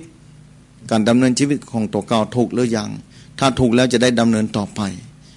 ได้มีครูบาอาจารย์พระสงฆ์องค์ข้าเจ้าออกมาอู้จามาเทศนาคือญาติโยมศรัทธาสาธุชนทุกท่านที่ฟังรายการได้รู้ได้เข้าใจในความเป็นไปของชีวิตของแต่ละคนนั้นตกอยู่ในสภาพความเป็นไปของรหัสกรรมนะความเป็นไปของรหัสกรรมเพราะฉะนั้นญาติโยมศรัทธาสาธุชนที่ฟังรายการเราต้องภาคภูมิใจและดีใจอย่างหนึ่งนั้นเมืองเหนือเรานี้เป็นเมืองที่โชคดีแล้วเมื่อกี้วันนี้ตั้งครูบาอาจารย์ตั้งท่านพระครูอภิวัตนวิกรมจะได้นำป่าญาติโยมศรัทธาไปไหว้พระพุทธบาทสระบุรีโตยได้หัวไปไหว้พระพุทธบาทสระบุรีโตยวันนั้นได้ยินว่าอย่างนั้นนะเมื่อเป็นแบบนี้ก็เป็นบุญวาสนาแต่ตั้งเหนือเขานี้พระพุทธบาทนักพระพุทธบาทมีหลายเคยอู้ออกสถานีคลื่น91ท่านผู้ฟังที่ฟังอยู่อาจจะฟังถึง2คลื่นที่คลื่น96ไปถึงนะเขาโชคดีตั้งเหนือเขานี่โชคดีอย่างใดพระพุทธองค์เนี่ยเปิ้นโหว่าศาสนาของพระองค์ท่านจะอย่างลึกจะยั่งยืนอยู่ครบ 5,000 พรรษา 5,000 ปีนั่นที่ไหนพระองค์ท่านก็ประทับรอยพระบาทไว้นะประทับรอยพระบาทไว้ดึงเกศาธาตุออกมาไว้คือมวลมนุษย์ในโลกลาโลกาเทวดาได้ไว้ได้สาได้ปูจาสักการะลองคืดเอาเตอะศรัทธาสาธุชนณปัจจุบันนี้หลายประเทศนานาประเทศอารยประเทศพยายามเดินทางมาประเทศไทยนี้มาศึกษามาประพฤติปฏิบัติธรรมนั่งวิปัสสนากรรมฐานเจริญสมาธิภาวนานะเพื่อความเข้าใจในความรู้ชีวิตของตัวเก่าเพื่อดียิ่งขึ้นไปหลายประเทศมีชาวต่างประเทศเข้ามาอย่างพระธาตุเจ้าสี่จอมตองเป็นต้นนะเดินทางมาประพฤติปฏิบัติธรรมนักนะกลับไปปฏิบัติธรรมที่บ้านตัวเก่าบ้านเมืองตัวเก่านะอันนี้จะหันได้ชัดว่าพระพุทธเจ้ามีความจำเป็นต่อชีวิตของมนุษย์ในโลกนี้อย่างยิ่งแล้วพระองค์รู้พระสัมมาสัมพุทธเจ้ารู้ว่าพระองค์วางศาสนาไว้ 5,000 ปีนี้พระองค์รู้ว่าที่ไหนพระองค์จะวางศาสนาไว้ให้ครบ 5,000 พรรษายิ่งถ้าพระบาทเจ้า400นี่รอยพระพุทธบาทนี้เป็นพระรอยพระพุทธบาทตีจริงพระพุทธองค์มา4พระองค์แล้วยังอยู่เหมือนเดิมเรื่องนี้เป็นเรื่องจริงเราเกิดมาในภาคเหนือของเราครั้งหนึ่งจากชีวิตเรามีโอกาสได้ไปไหว้ไปสาไปครั้งเดียวได้ไหว้พระพุทธเจ้า4พระองค์เลยทีเดียวเนี่ยญาติโยมศรัทธาสาธุชนแล้วถ้าพระพุทธเจ้าเป็นหูอนาคตาสยันคือหูอนาคตแต่หูอดีตอย่างยาวไกลเมื่อหูอนาคตหูอดีตยาวไกลแล้วเราต้องยอมรับว่าพระพุทธบาท400นั้นเป็นพระพุทธบาทที่พระพุทธเจ้ามาประทับรอยไว้4พระองค์แล้วเราบอกควรดีใจหรือเราอยู่ในแผ่นดินไทยแล้วต่างประเทศที่ไหนพ่องมีแบบนี้รอยพระบาทที่ไหนพ่องปรากฏต่างประเทศนะอย่างประเทศทวีปยุโรปอเมริกาเหนือใต้นะทวีปออสเตรเลียนะมีที่ไหนพ่องแอฟริกามีก็บ่ใจมีแล้ววัดห่างวัดวาอารามเจดีย์หักปรักทราบปรักหักพังของเจดีย์ หรือวัดวาอารามก็จะบอกปรากฏที่ไหนมีแต่พม่ามีประเทศไทยมีประเทศลาวเขมรในโซนแถวนี้เต่าอันน่าพระองค์ได้เสด็จนะพระราชดำเนินมาด้วยพระญาณหรือด้วยวิถีจิตของพระองค์หรือสามารถปรากฏที่ไหนเป็นลัดมือเดียวนะพระองค์รู้ว่าแผ่นดินไทยหรือภาคเหนือของเขานี้อุดมสมบูรณ์ที่สุดหรือสามารถที่จะวางศาสนาของพระองค์ให้ครบ 5,000 วรรษาก็เลยปรากฏฮือหานว่าพระบาท400นั้นมา4พระองค์แล้วยังเหลือให้องค์หนึ่งในกรรมมหาภัทรกัปนี้และเขาโชคดีมาในอยู่ช่วงเกิงพุทธกาลของพระสัมมาสัมพุทธเจ้าองค์ปัจจุบันนี้ญาติโยมศรัทธาเป็นผู้ที่โชคดีนะเราจะไม่ต้องเสียใจว่ามันจะทุกข์มันจะลำบากเราเป็นผู้ที่โชคดีแล้วที่ได้เกิดมาแผ่นดินที่สมบูรณ์พรั่งพร้อมประกอบด้วยพืชพันธุ์ธัญญาหารประกอบไปด้วยสิ่งแวดล้อมที่มีคุณธรรมดังลงเหลือเราได้ศึกษาเราปฏิบัติแนวทางของพระพุทธศาสนาไปได้อย่างดีแล้วพอคนต่างประเทศต้องเดินทางมาที่แผ่นดินไทยบางคนเดินมาต่างมาเพราะเพื่อนมีบุญมาศึกษาพระพุทธศาสนาแต่บางคนเดินตามมาท่องเที่ยวมาได้มาศึกษาพระพุทธศาสนาก็มีบ่น้อยเหมือนกันไปละไปสอนน้อยที่เปิ้นมีบุญมีวาสนาที่มาปฏิบัติธรรมวันนั้นหลายวันที่ผ่านมาปานักท่องเที่ยวคนหนึ่งเดินทางผ่านมาโดยรอนี่แหละไปนั่นกินกาแฟเลยไปปาสายนางอูเปิ้นว่าเป็นลูกศิษย์เคยไปปฏิบัติธรรมที่ว่าพระธาตุเจ้าดอยสุเทพมา12 ปีแล้วพูดถึงเรื่องสมาธิภาวนานะอยู่เปิ้นอยู่ประเทศไอร์แลนด์นะอยู่ประเทศไอร์แลนด์พุ่นนะเดินทางไปแม่เสลียงปิกมาป้าเข้าใส่พอดีเปิ้นบอกดีใจได้เดินทางมาประเทศไทยได้ไปปฏิบัติธรรมที่พระธาตุเจ้าดอยสุเทพมา12 ปีแล้วนะไม่แว่นะเปิ้นอยู่ประเทศไอร์แลนด์เปิ้นดีใจได้มาประเทศไทยอันนี้ญาติโยมศรัทธาสาธุชนที่ฟังรายการอยู่96.0นี่ครูบาอาจารย์ไล่ตนไล่องค์ออกรายการตอนเจ้าก็มีตอนบ่ายตอนค่ำเอามีโอกาสเฟ้นเอาก้อนไกลเอาธรรมะจากพระส่งองค์ข้าเจ้าครูบาอาจารย์มาออกรายการให้ญาติโยมศรัทธาเอามีโอกาสเต็มที่หลายคนอาจจะมีความสงสัยนะมีความสงสัยเรื่องวิถีชีวิตบ่เท่ากันพ่องเป็นจะได้เกิดมาชาตินี้มันทุกข์มันยากมันลำบากคนอื่นเป็นอย่างร่ำรวยมหาศาลเฮาเป็นแบบนี้อย่างใดศรัทธาสาธุชนทุกท่านอย่าไปท้อนะทุกอย่างมีเหตุมีปัจจัยที่เกี่ยวข้องกันทั้งนั้นศรัทธาสาธุชนอย่างวันนี้เหมือนกันกับผมอาตมาภาพเองก็บ่นึกเหมือนกันว่าจะได้มาออกรายการสถานีวิทยุของ 96.0 นะบ่นึกเหมือนกันว่าจะได้มาออกที่นี่เนี่ยปรากฏว่าได้มาออกรายการสถานีวิทยุ 96.0 ได้มาพบปะกับญาติโยมศรัทธาสาธุชนที่ฟังรายการเป็นประจำนะท่านอาจารย์เจ้าท่านพระครูอภิวัฒนวิกรมได้กราบไหว้สาอาราธนาพระสงฆ์องค์ข้าเจ้าครูบาอาจารย์เดินทางมาออกรายการในวันนี้นะตรงกับวันพฤหัสบดีนี้เป็นประจำนะญาติโยมศรัทธาที่ฟังอยู่คงหูเป็นอย่างดีนะมาออกคือญาติโยมศรัทธาได้เข้าใจแนวทางชีวิตนะบางคนอาจจะมีคำถามเข้ามาถ้าเปิดรายการนะมีคำถามเข้ามาถามมีความสงสัยในพระพุทธศาสนาที่จริงเขาอยู่ภาคเหนือนี่อยู่กับประเพณีวัฒนธรรมอันอ่อนช้อยดีงามมาโดยตลอดนะประเทศอื่นบ่เหมือนประเทศไทยแล้วภาคอื่นบ่เหมือนภาคเหนือนะภาคอื่นนี่บ่เหมือนภาคเหนือภาคเหนือเรื่องละเอียดอ่อนนะละเอียดอ่อนหลายๆประการบอกว่าประเพณีวัฒนธรรมว่าความเป็นไปแม้ศาสนาวัตถุเอาง่ายๆญาติโยมศรัทธาสาธุชนทุกท่านศาสนาวัตถุน่ะตามพระพุทธศาสนานี่อ่อนช้อยละเมียดละไมยิ่งกว่าภาคอื่นหมดเลย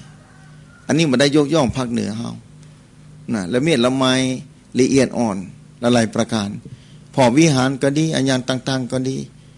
ประเพณีวัฒนธรรมการไปวัดไปวาหล่อหลอมกันมายาวนานอันนี้บ่งบอกถึงความรู้ความเข้าใจและก็เกี่ยวข้องกับพระพุทธศาสนาได้รับอิทธิพลหลักธรรมในพระพุทธศาสนาวิถีชีวิตดำเนินไปท่ามกลางศีลธรรมอันดีงามมาโดยตลอดอันยาวนาน ในแผ่นดินเมืองเหนือล้านนาไทยของเฮานี้จะได้ชัดเจนเพราะฉะนั้นเฮาเป็นคนตังเหนือล้านนาไทยจงรักษาดูแลจิตใจดูแลความเป็นไปของตัวเก่าจนถึงวินาทีสุดท้ายคืออยู่กับพระพุทธศาสนาเพราะฉะนั้นญาติโยมศรัทธาจะมีความภาคภูมิใจจะมีความภาคภูมิใจอย่างยิ่งจะมีความดีอกดีใจถ้าเข้าใจอย่างเก้ากับผมอาตมาภาพได้เข้าใจศาสนาพุทธนี้ลึกซึ้งละเอียดอ่อนมหาศาลแล้วอยากจะบอกญาติโยมศรัทธาอย่างหนึ่งนั้นได้เกิงพุทธกาลนี้พระพุทธเจ้าได้ทำในหลายประการญาติโยมบางคนก็ฮู้ก็ได้ยิน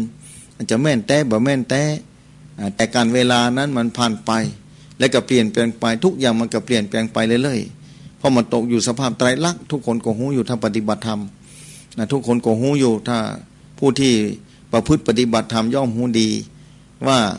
ทุกอย่างมันตกอยู่ในสภาพความบ่เที่ยงเพราะฉะนั้นความเปลี่ยนแปลงไปมีตลอดเวลาแต่ขอให้เปลี่ยนแปลงไปในทางที่ดีอยู่เสมอบอกว่าความเป็นอยู่บอกว่าวิถีชีวิตประเพณีวัฒนธรรมต่างๆแต่ละวั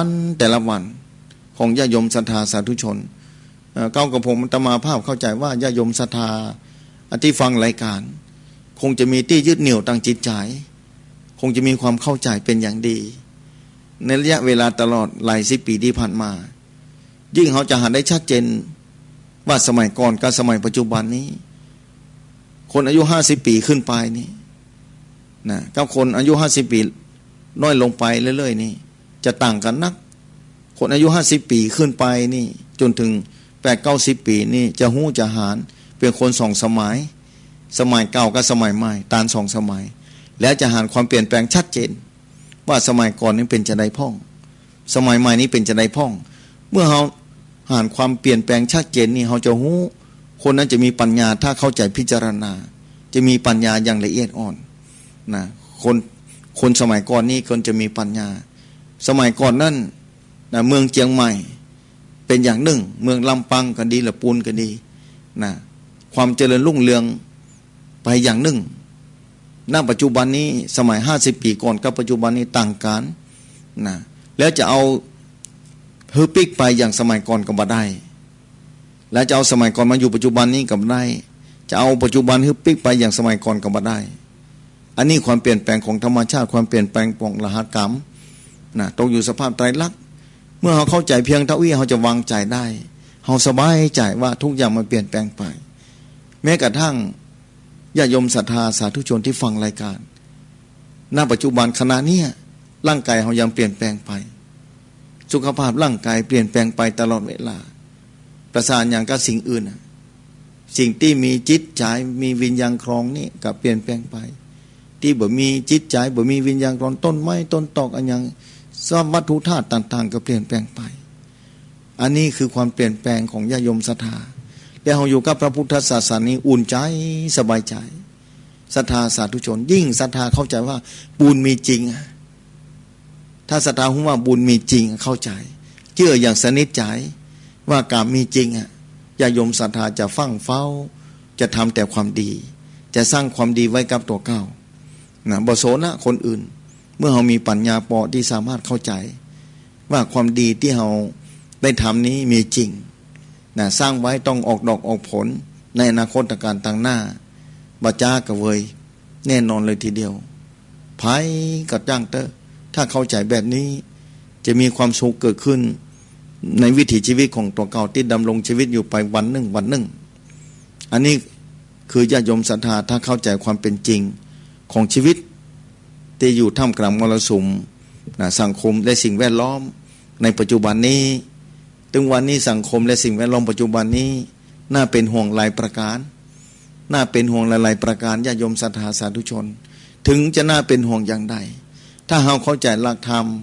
เข้าใจพระพุทธศาสนาเข้าใจคำสอนที่พระพุทธองค์สั่งสอนไว้สั่งสอนไว้ว่าอันนี้ควรทำเนอะอันนี้บอกควรทำอันนี้ควรประพฤติปฏิบัติอันนี้บอกควรประพฤติปฏิบัติถ้าเราเข้าใจแบบนี้สาธุชนทุกท่านจะพยายามดำเนินวิถีชีวิตที่ถูกต้องดีงามอย่างท่องแท้ชีวิตก็จะดำเนินไปท่ามกลางความสุขบ่นักก็น้อย บางคนอาจจะมีความทุกข์มหาศาลบางคนเมื่อมีความทุกข์มีเจ้าหมู่แนะนำไปเปื้อนฝูงกัลยาณมิตรได้พบปะบอกว่าคือไปปฏิบัติธรรมพอล้อไปนั่งสมาธิพอล้อบางคนเอาแล้วเมื่อเริ่มปฏิบัติธรรมวิถีชีวิตเริ่มเปลี่ยนแปลงไปจิตที่เคยเล่าร้อนก็จุ่มเย็นเป็นสุขขึ้นมาจิตที่เคยลำบากละซ้ำละสายเล่ร่อนไปมานะบ่มีจุดหมายปลายทางว่าจะเอาจะได้ดีกับจิตตัวเก่าเริ่มไปปฏิบัติธรรมไปวัดไปวานะเข้าวัดฟังธรรมทำให้จิตใจจุ่มเย็นเป็นสุขขึ้นนักหลายคนที่หูว่าพุทธศาสนามีความจำเป็นต่อชีวิตอันนี้สำหรับคนที่เข้าใจแล้วคนที่หูอย่างท่องแท้ถ้าคนที่ยังมาเชื่อยังมาเข้าใจก็น่าสงสารน่าอินดูนะน่าเป็นห่วงนะผู้คนที่ยังมาเข้าใจเตื้อผู้คนที่ยังบ่ฮู้ผู้คนที่ยังมาเชื่อเด้อว่าบุญมีจริงกับมีจริงน่าเป็นห่วงน่าสงสารน่าเข้าใจญาติโยมศรัทธาสาธุชนเป็นห่วงอย่างยิ่งเพราะฉะนั้นญาติโยมศรัทธาที่ฟังรายการสถานีวิทยุอยู่นี้นะก็พยายามนะพยายามเข้าใจในโอกาสที่เราได้เกิดมาเจอพระพุทธศาสนานะทำความเข้าใจอย่างดียิ่งนะอย่างดีกับพระพุทธศาสนาญาติโยมศรัทธาจะเกิดปิติมีความสุขในการเกิดมาเจอพระพุทธศาสนานะเจอพระพุทธศาสนานี้เป็นโอกาสดีของเราเป็นบุญเนื้อศรัทธาเป็นบุญวาสนามหาศาลเลยทีเดียวนะหากล้าอย่างอื่นมาได้แล้วนะประเมินกล้ามาได้สำหรับคนที่เข้าใจบุญเข้าใจกรรมอย่างท่องแท้มหาศาลเลยทีเดียวนะเพราะฉะนั้นอย่างรายการนี้มากันสถานีวิทยุคลื่น 96.0 91 ก็ทำนะหลายๆคลื่นที่เป็นเครือข่ายของ 91 ฟังรายการวิทยุมาโดยตลอดนะเพราะฉะนั้นคุณค่ามหาศาลของญาติโยมศรัทธาทุกคนมีคุณค่าต่อชีวิตตัวเก่าและต่อผู้อื่นนะเพราะฉะนั้นญาติโยมศรัทธาจะไปในประมาทจะไปน้อยอกหม่องใจกับชีวิตของตัวเก่าแต่ละคนมีกล้าทุกคนตอนนี้เวลาก็มาถึงนะ10อันนี้ลิก4 โมงแล้วก็หา4 โมงพอดีก็จะได้เปิดโอกาสให้ญาติโยมศรัทธานะที่ฟังรายการอยู่ทางบ้าน 96.0 หรือพอทาง Facebook ไลน์ของทางสถานีวิทยุจะได้น้อมเรียนเชิญญาติโยมศรัทธาในอุจากันได้มาพบมาปากันในสถานีวิทยุคลื่น 96.0 ครับอาจารย์ทั้งพระครูครับสาธุครับโอ้ศรัทธาญาติโยมได้ฟังท่านพระอาจารย์วรรณชัยชยานันโทวัดพุทธศรีคีรีได้ได้จาได้บรรยายธรรมะตลอดจนถึงตอบคำถามครับตอบคำถามของตุลุงปันตุลุงปันนะครับตุลุงปันอยู่วัดที่ไหนแม่ปงแม่ปงครับแม่ปงโดยสเกตปุ่นเรียบร้อยเนาะขอบคุณก็ญาติโยมหลายท่านก็คงจะรู้จักท่านพระอาจารย์อยู่แต่หลายท่านก็ก็หาอาหารวันนี้นี่บ่ได้เปิ้นอยู่ที่ไหนตั้งใดก็บอกไปแล้วท่านอาจารย์เปิ้นอยู่อำเภอจอมตองเนาะครับผมช่วงที่2นี่จะเป็นช่วงของการเปิดสายรับคำถามจากศรัทธาญาติโยมครับผมญาติโยมจะถามปัญหาเนาะครับเปิดโอกาสให้ญาติโยมครับครับผมญาติโยมจะโทรเข้ามาก็ที่0998366322เจริญปอนมาตรการเจ้าท่านโอ้ยเป็นกติสอนใจดีมากเลยจ้ะแม่เป็นกำลังใจให้เนอะแม่โทรจากแม่เจอสารพีแต่แม่เป็นคนภาคกลาง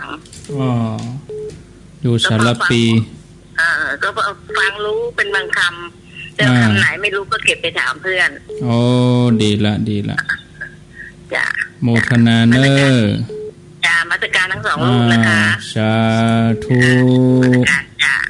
สาธุสายต่อไปสายที่7สายที่7ว่าเขียนเลข7มันสายที่2เจริญปอนเจริญปอนปิดวิทยุฟังดังโทรศัพท์เนาะจากที่ไหน ตามนำสังการเจ้าท่านพระครูถึงสองเจ้าจากที่ไหนแม่อยู่อุโมงค์ลำพูนเจ้าอุโมงค์ตำบลอุโมงค์ตุลุงบนป่านนี่คนหนีก่อนเพิ่นอยู่ดาวซูเซตแม่นแล้วกะอ๋อเรียกว่าหย่ำเทศจังไงแม่นมีคนเทศนี่ก็โอกาสกะเวลากะมันหลายอย่างเนาะก็เวลาบ่เอื้ออ๋ออ่านบ่เอื้ออีเวลาบ่เอื้อเนาะ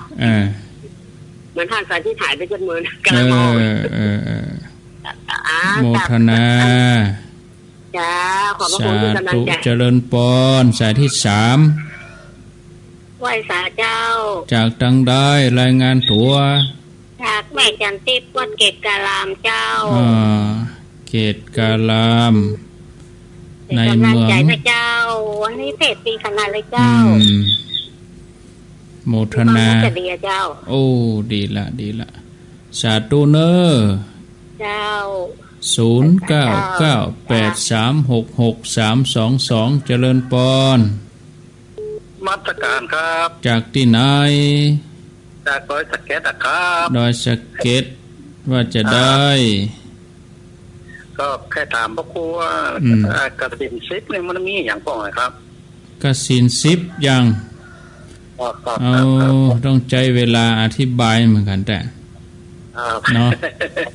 เดี๋ยวมันไม่อย่างบ่อยก็รอฟังเนอะกสิน10อีเนาะโมทนาโอ้เอาเจริญปอนไปสาเจ้าท่านพระครูใจดีขนาดได้ยินเสียงท่านอาจารย์วรรณชัยแล้วเคยฮู้จักเปิ้นก็วันนั้นมันเข้ากรรมที่อัน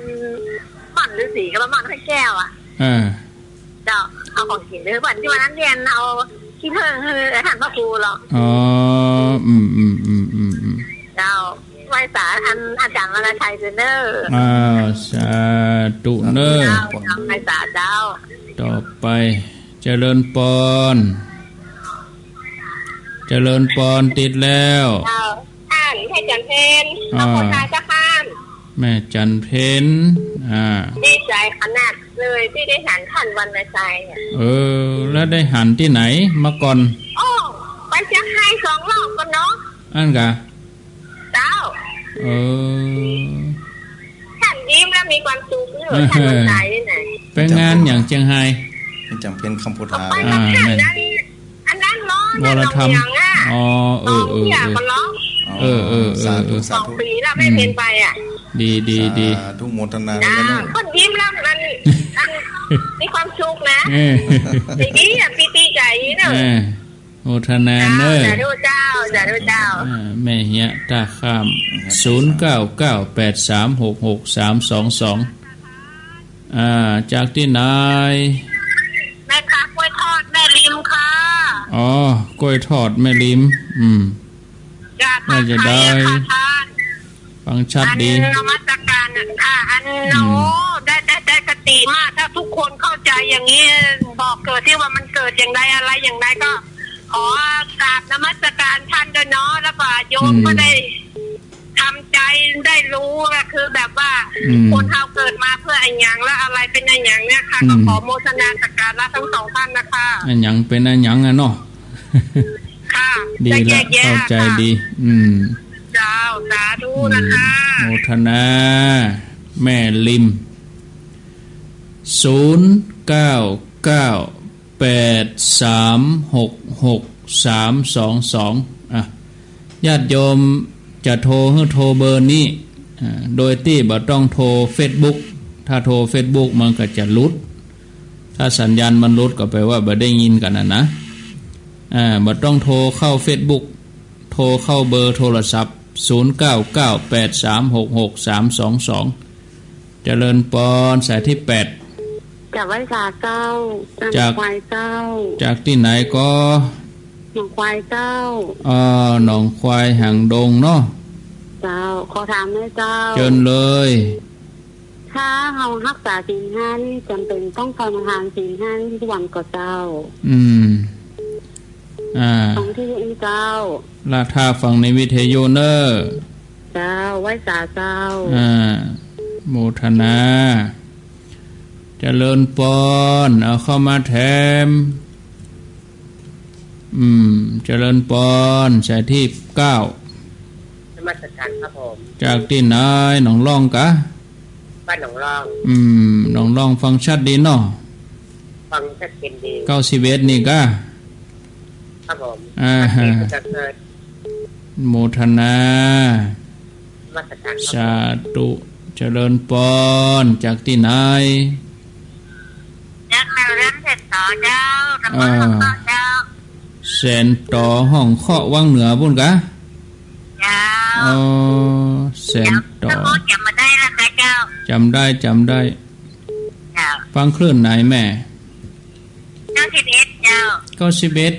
91พดไปแผ่ววังเหนือบุญก่อนเจ้าเจ้าโมทนาเนอสาธุ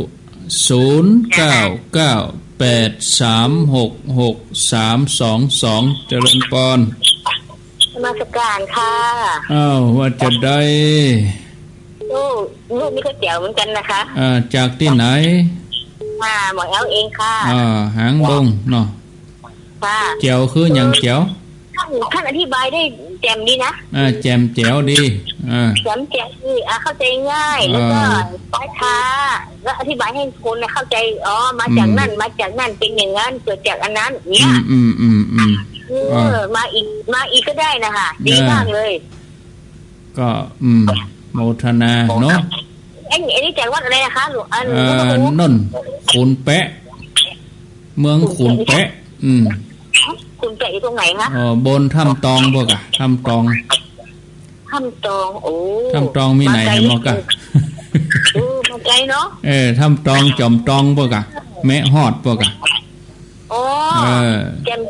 แจ๋ดีนะจ๊ะโมทนาเนอคือฟังแล้วมันก็ดีมากๆเลยอะค่ะก็ดีนั่นน่ะเนาะสาธุจ้าสาธุทำตองจอมตองเนอะเดินทางไกลเหมือนกัน2 ชั่วโมงเจริญปอนไหว้สาครับจากที่ไหนอันนี้ผมอยู่หนองสีแดงแต่ประเดี๋ยวนี่มีที่ห้วยตึงเช่าเลยครับครับเอาแขกไปแอลครับเอาฝรั่งไปแอลครับรถโดยสารรถตู้กะรถแดงครับรถแดงเนาะฟังในรถด้วยเนาะนี่ผมจอดอยู่แล้วฟังตลอดครับตึงเปิดขับรถตึงฟังอยู่ครับเล่าไว้เพลิดเพลินดีเนาะครับเปิดเลยครับรอฝรั่งนะครับฟังเลยไหว้สาครับโจกดีเนอะรถแดงบริการเปิ้นดีๆเนอะรถแดงเอาบริการเป็นชื่อเป็นเสียงเชียงใหม่นะเจริญพรจากที่ไหนดอยน้อยเจ้าดอยน้อยซิตี้นี่มาได้ เมืองดอยน้อยฟังอยู่เจ้าประเดี๋ยวได้ต่อสายแล้วบัได้ต่อสายบัได้ดึงเสาแล้วเจ้าเจ๋วดีเนาะเข้าฮกได้ก่อนนี่จะมีปัญหา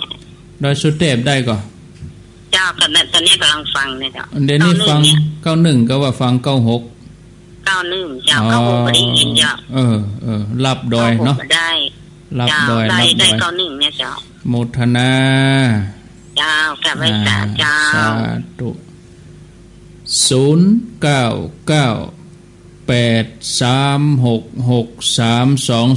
0998366322มีเข้ามาญาติโยมทาง Facebook ก็มีเข้ามาแม่อำพันธ์ญาณตาลโยมเกียงคำรุ่งไพโรจน์แล้วก็อันนี้ฟังจากตลาดสดแม่เหี้ยอยู่แม่เหี้ยหางดงมะลีวันเจริญเนตรวรพันธ์วิเลิศศักดิ์อนุโมทนารับสายเจริญปอนสายที่14เจริญปอนเจริญเจ้าจากที่ไหนจากสารปีปะบงเจ้าข้าเจ้าอยากถามว่าเวลาเพิ่นมากุมแบนข้าเจ้าใส่แบนแล้วเพิ่นมาได้ปั่นปอนเพิ่นยกออกไปนะมันจะได้บุญกว่าเจ้ามาได้ฮือปอนเนี่ย เดี๋ยวเพิ่นมาได้คือตอนเที่ยงเพิ่นอย่ามากุมบาดเว้นวันกับแบนข้าเจ้าเนี่ยตำบลปะปูเนี่ยสายใต้เนี่ยแต่ใต้แต่เนี่ยเพิ่นมากุมอย่างที่เจ้ามากับพระน้อยนิดน้อยแล้วข้าเจ้าเขาจะใส่กันเป็นหมู่เป็นแถวแล้วเพิ่นยังไม่ได้ปั่นป้อนเรื่องมันจะมีเน้นน้อยตัวก้นเอาจกออกไปเพิ่นปั่นป้อนไม่ลงในบาทบ่มีเนี่ยจะได้ก็เดี๋ยวรอฟังเด้อคำใจเนาะเอาได้เจริญปอนสายที่15ไปค่ะเจ้าจากที่ไหนมีวันสามัญใจอำเภอบ้านหลวงปูนเจ้าเมืองหลวงปูนฟังชัดดีกาฟังชัดดีข้ามตะโคเอาว่าดังๆแม่ว่าได้ก็เสียงชัดดีได้ยินเจ้าเสียงชัดดีจะถามปัญหาก็ถามเจ้าติดตามตลอดเนาะคือกำลังใจพ่อข้ามตะโคเจ้ากำลังใจขอบคุณเนอะจะฮับสักสาวสายเนาะสายที่16เจริญปอน16เข้ามาเลยจากตังใดจำปาลาวครับจำปาลาวสันปะตองว่าจะได้นะคุยบอกว่าขาดมาได้โทรหากันรายงานตัวฟังตลอดเนาะนี่ถึงหมดตอนเพื่อนมาจอนะป้าโทรมาแน่นหนาแต่แน่นเอาไปลูกเจ้าเหมือนกันกะตื่นกี่โมงฟัง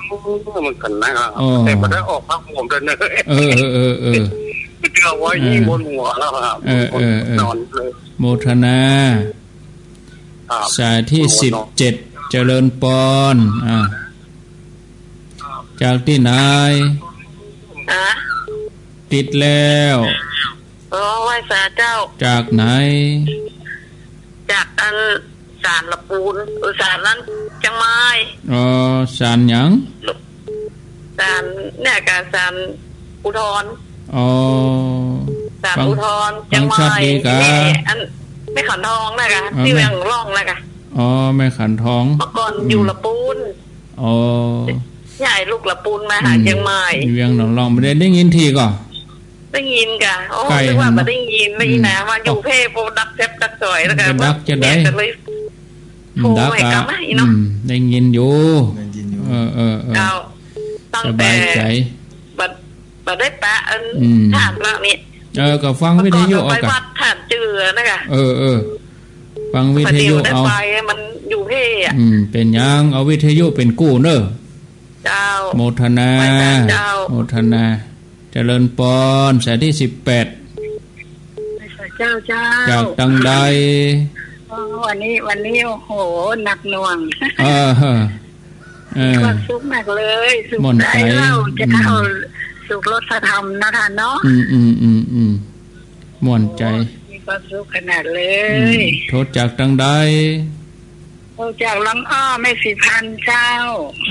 แม่สีพันกะลองอ้อเนาะติดตามกู้เจ้ากู้บ่ายแต่ทุกช่วงรายการเนาะยินดีเนอร์แมนเนอร์ดีปลื้มปิ๊อะไรท่านปลื้มเลยเนาะโมทนาท่านที่สบายนะเว้ยอันนี้ก็เป็นโอสถอย่างหนึ่งเนาะธรรมะโอสถอนุโมทนาเนยมเนอเจริญปอนสายที่19กลับไว้ศาลนะเจ้าอยู่ที่ไหนจากแม่ริมตำบลขี้เล็กนะเจ้าแม่ริมตำบลขี้เล็กวันนั้นเจ้าได้ยินท่านเทศเรื่องอานิสงส์ของการกวาดวัดนะเจ้าแล้วก็มีคำถามท่านว่าเฮาบ่มีกรรมกวาดวัดเนี่ยเจ้าเฮากวาดไปอย่างอันกาพาดแล้วก็กวาดอีกบ่เป็นหยังก็เจ้าเป็นหยังก็ได้ค่าได้ก็เก็บปากกาไว้เจ้าพอดีอันถ้าเจ้าไปวัดเนาะวันศีลวันธรรมเจ้าไปกาพาดแล้วเจ้าก็จะกวาดขั้นใดกวาดบุญวิหารกู้ศีลเลยอ่ะเจ้าค่าได้กรรมกวาดวัดก็อันที่มีในหนังสือก็ได้แม่ได้นะกะว่าได้ในหนังสือว่าจะได้ในหนังสือแต่เจ้าก็อัน มาได้พอนะเจ้าแต่รู้ว่ามีในหนังสือแล้วก็บ่เคยได้อ่านบ่เคยได้ท่องเนี่ยเจ้าเป็นหยังมันจำบ่ได้ท่องบ่ได้ก็เป็นหยังอ่ะเจ้าก็กราบพระอย่างก่อนเนี่ยเนาะเจ้าเราก็กราบเนี่ยเจ้าผู้สิยินนะเจ้าสาธุเจ้ากราบไหว้สาธุนะเจ้าสุดท้ายเจริญพรสวัสดีครับทุกลุงทั้งสองท่านลุงทอนว่าชิวเด้อลุงทอนว่าจะได้ลุงทอนมียังถามกำลังใจทุกลุงสองท่านนะครับสองวงครับแต่เจ้ามาสักคำแต่เจ้าได้มากับลูกควายครับลูกควายไปเหรอมันเย็นเนอะเจ้ามันเย็นครับหนาวโมทนาเนอโมทนาสาธุขออนุญาตพักตะอี้ก่อนเนาะโยมขออภัยที่จะต้องตัดสายเพราะตอนนี้ 16:20 นาที4 โมงเช้าพร้อมกับเช้าสายพอดี4 โมงเช้าแล้วก็เช้าสายตัว2 เช้า2 เช้าเป็น40ครับมีญาติโยมทางระบบ Facebook เข้ามานี่เดี๋ยวขอตักเปิ้นสักกรรมก่อนอีดูเปิ้นเนาะโยมเจ๊แจ่มใสฟังอยู่กรุงเทพมหานครคิดดีทำดีพูดดีอนุโมทนาโยมจันลีชมพูแก้วสิริชัยมงคลสกุลไทยโยมสุนีกองบุญอัมภัยวิญญาณอัมภัยวิญญาเฉลียวอินสานิภากรพุทธเขียวฟังได้สาระดีฟังทางวิทยุแล้วก็เข้ามาติดตามชมที่ Facebook โดยอนุโมทนาเนอะแถมท่านหนึ่งกับวิมะลิวันวิญญาเงือกอนุโมทนาอัมพัญญาณตาลนี่ตักไปแล้วเนาะมักชื่อมักโยมมักเรียงศรีพรหมเสนแม่หาไทยทิพย์โยมทับทิมตันตราอยู่บะเขือเจ้ตำบลบะเขือเจ้ละปูนป้าแอดมูลรัฐอยู่หนองผ้าขาวทินผู้หลงในวัฏฏะ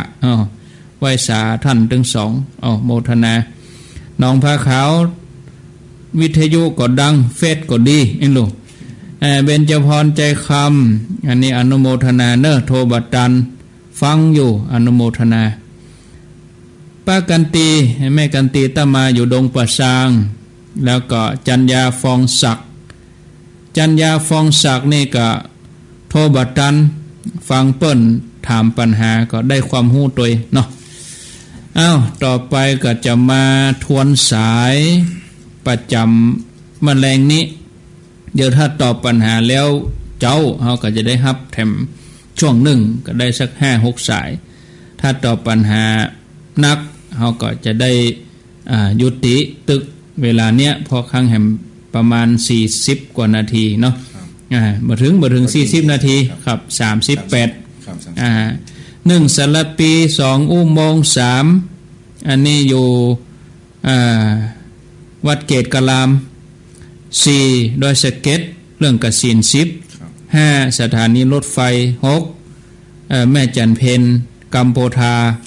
บูตะอยู่ตาข้ามแม่เหี้ย7อันนี้ก็อยู่แม่กากล้วยทอดแม่กากล้วยทอดอยู่แม่ริมครับ8อันนี้อยู่ตำบลหนองควายหางดงแล้วมีคำถามตัว9หนองล่อง10 แสนต่อว่างเหนือ11หางดง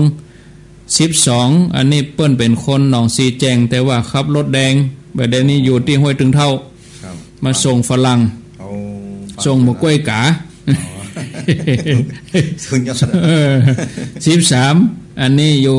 ดอยน้อยบะไก่ดอยรอเฮานี่14สารปีอยู่ป่าบงมีคำถามตัว15เมืองละปูน16จำปาลาวสันปะตอง17อันนี้อยู่เชียงใหม่แม่ขันทองเดิมเป็นคนเวียงหนังล่องนี่แหละออกบ้านไปก็ง่อมนะครับเนาะครับนึกว่าจะบ่ได้ฟังเป็นบุญแต่กูเตื้อก็อยู่ละปูนเวียงหนังล่องได้ยินถึงวันครับต้องไปอยู่ด้วยลูกอันนี้เปิดมา96ปอดโทเบ๊ะเลยถึงมาเช้ามาค่ำมาแรงสายที่18แม่4,000รองอ้อสายที่19ขี้เล็กแม่ริมมีคำถามเรื่องกรรมกวดวัดสายสุดท้ายลุงทอนดอยซิวครับมีคำถามครับท่านอาจารย์ครับคำถามเข้ามาเรื่องกสิน10เอาแบบย่อเนาะแบบย่อนะครับครับกสินนี่คืออย่าง กสิณแปลว่าหยังคือการภาวนาคืออุปกรณ์หรือว่าเครื่องภาวนาคือจิตมีสมาธิที่จริงอยู่ในสมถกรรมฐานอยู่40กล่องด้วยกันกรรมฐาน40ครับอยู่ในกรรมฐาน40ครับตัวกสิณนี่เป็นกลุ่มหนึ่งเป็นกลุ่มหนึ่งเป็นแบ่งเป็นกลุ่มกสิณ10อนุสติ10อ๋อเป็นชุดหนึ่งครับครับอันนี้เราจะตอบเรื่องกสิณเนาะอ้าวกสิณ10มีอย่างบ่ล่ะ1ก็1ก็มีปฐวีกสิณอันนี้ปฐวีคือกสิณดินครับปฐวีชื่อก็คือดินดินครับแล้วเนี่ยจะได้คือเอาวาดลวดก่อนเนาะวาดลวด1ดิน2ดิน2น้ำ3ไฟ4ลม5นิรากสิณคือสีเขียวครับ6ปิตกกสิณคือสีเหลืองครับแล้วก็มีโอทกโลหิตกสิณกสิณสีแดงนะแล้วโอทกกสิณคือสีขาวครับโลหิตกสิณได้ความไพโลหิตกสิณนี่คือสีแดงครับและโอทกะนี่คือสีขาวครับอโลกกสิณคือแสงสว่างเปล่งแจ้งครับอากาศกสิณครับอันนี้คืออากาศพออากาศครบ10ครับครบ10อ๋อเอากำยังคือ10กสิณ10เนี่ยใครสามารถทำได้จะบรรลุในฌานสมาบัติต่างๆคือตั้งแต่จตุตฌานไปจนถึงปัญจมฌานดังยังกับในสมัยพุทธกาลครับผมบรรดาหมู่ปริพาชกครับผมฤาษีตั้งหลายยังเฮาชลินเนี่ยชลินนี่ได้ไฟได้กสิณไฟบูชาไฟเนาะเปิ้นว่าอย่างอัคคิเอกบริกรรมอัคคิกสิณลมก็วาโยอย่างนั้นวาโยอ๋อคือท่องอยู่หั่นแม่นวาโยแล้วตัวนี้ที่จะมีฤทธิ์มีปาฏิหาริย์มีฤทธิ์มีเดชก็มีฤทธิ์มีเดชอันนี้คือสมถะเป็นสมถะปัจจัยวิปัสสนาครับอันนี้เป็นสมถะครับแล้วมันต่างกับจะได้สมถะกับวิปัสสนาคือสมถะนี่โน้มเอียงหรือว่ามุ่งหมายให้จิตสงบอยู่กับที่เพื่อมีกำลังมีตียึดพอตียึดตีเหนี่ยวตีพอคือที่ทำงานของใจใจมีที่อยู่ที่พักผ่อนอันนี้คือสมถะอย่างฮ้อนอย่างเฮาฮ้อนลบเข้าห้องให้เนาะครับลบเข้ามานี่ก่อนลบเข้ามานี่ก่อนแล้วตัววิปัสสนาหรอตัววิปัสสนาคือความรู้ความเคลื่อนไหวที่เป็นจริงอยู่กับปัจจุบันอยู่ปัจจุบันนี่คือเมื่ออยู่กับปัจจุบันเนี่ยอารมณ์จิตมันจะรับอารมณ์ทางอายตนะต่างๆครับอายตนะคือตาหูจมูกลิ้นกายใจที่เข้ามากระทบถ้าเป็นประตูเนาะอย่างตาเปิดโป๊กเนี่ยครับนะใจเขาจะไปรับรู้นะสิ่งที่ถูกรู้คือรูปสิ่งที่ไปรู้คือนามอย่างนั่นสิ่งที่ไปรู้คือรูปสิ่งที่ไปรู้คือนามอันนี้คือประตู1น่ะตากระทบกับรูปอย่างตากับรูปนี่เมื่อประตูอายตนะประตู1อันนี้ถ้ารู้ตามความเป็นจริงนะเมื่อกระทบกันปุ๊บเนี่ยขันธ์5มันก็เกิดเฮาก็ไปยึดมั่นถือมั่นถ้าบ่ยึดถ้าปล่อยทันทีเลยอันนี้คือวิปัสสนาเจริญแล้วปล่อยวางได้อันหยังไปกำหนดเอาตัวอุโคสติและปัญญาตัวสติเฮานี่ไปกำหนดหูโดยตันตลอดหูโดยตันสติตามรู้ครับตามรู้ทุกอย่างที่เกิดขึ้นที่เป็นจริงครับอันไหนดีก็ว่าดีถึงกู้ดีถึง2เอากสิณนี่เป็นพื้นฐานอย่างเขาจะขึ้นนะถ้ามีบันไดเขาก็ขึ้นยากมากครับต้องมีที่ย่ำครับกสิณหรือสมาทานเป็นที่ย่ำของวิปัสสนาไผ่ฝึกได้พ่องกสิณนี่เฉพาะก็ตู้เจ้ากับเจ้าบ้านได้วะทั่วได้ทั่วไปได้ตึงไม่ยิงเลยพอใจไม่ยิงก็ได้นอนได้ก็ได้หมดได้หมดเลยครับได้หมดกสิณบ่จำกัดเพศวัยบ่จำกัดเพศ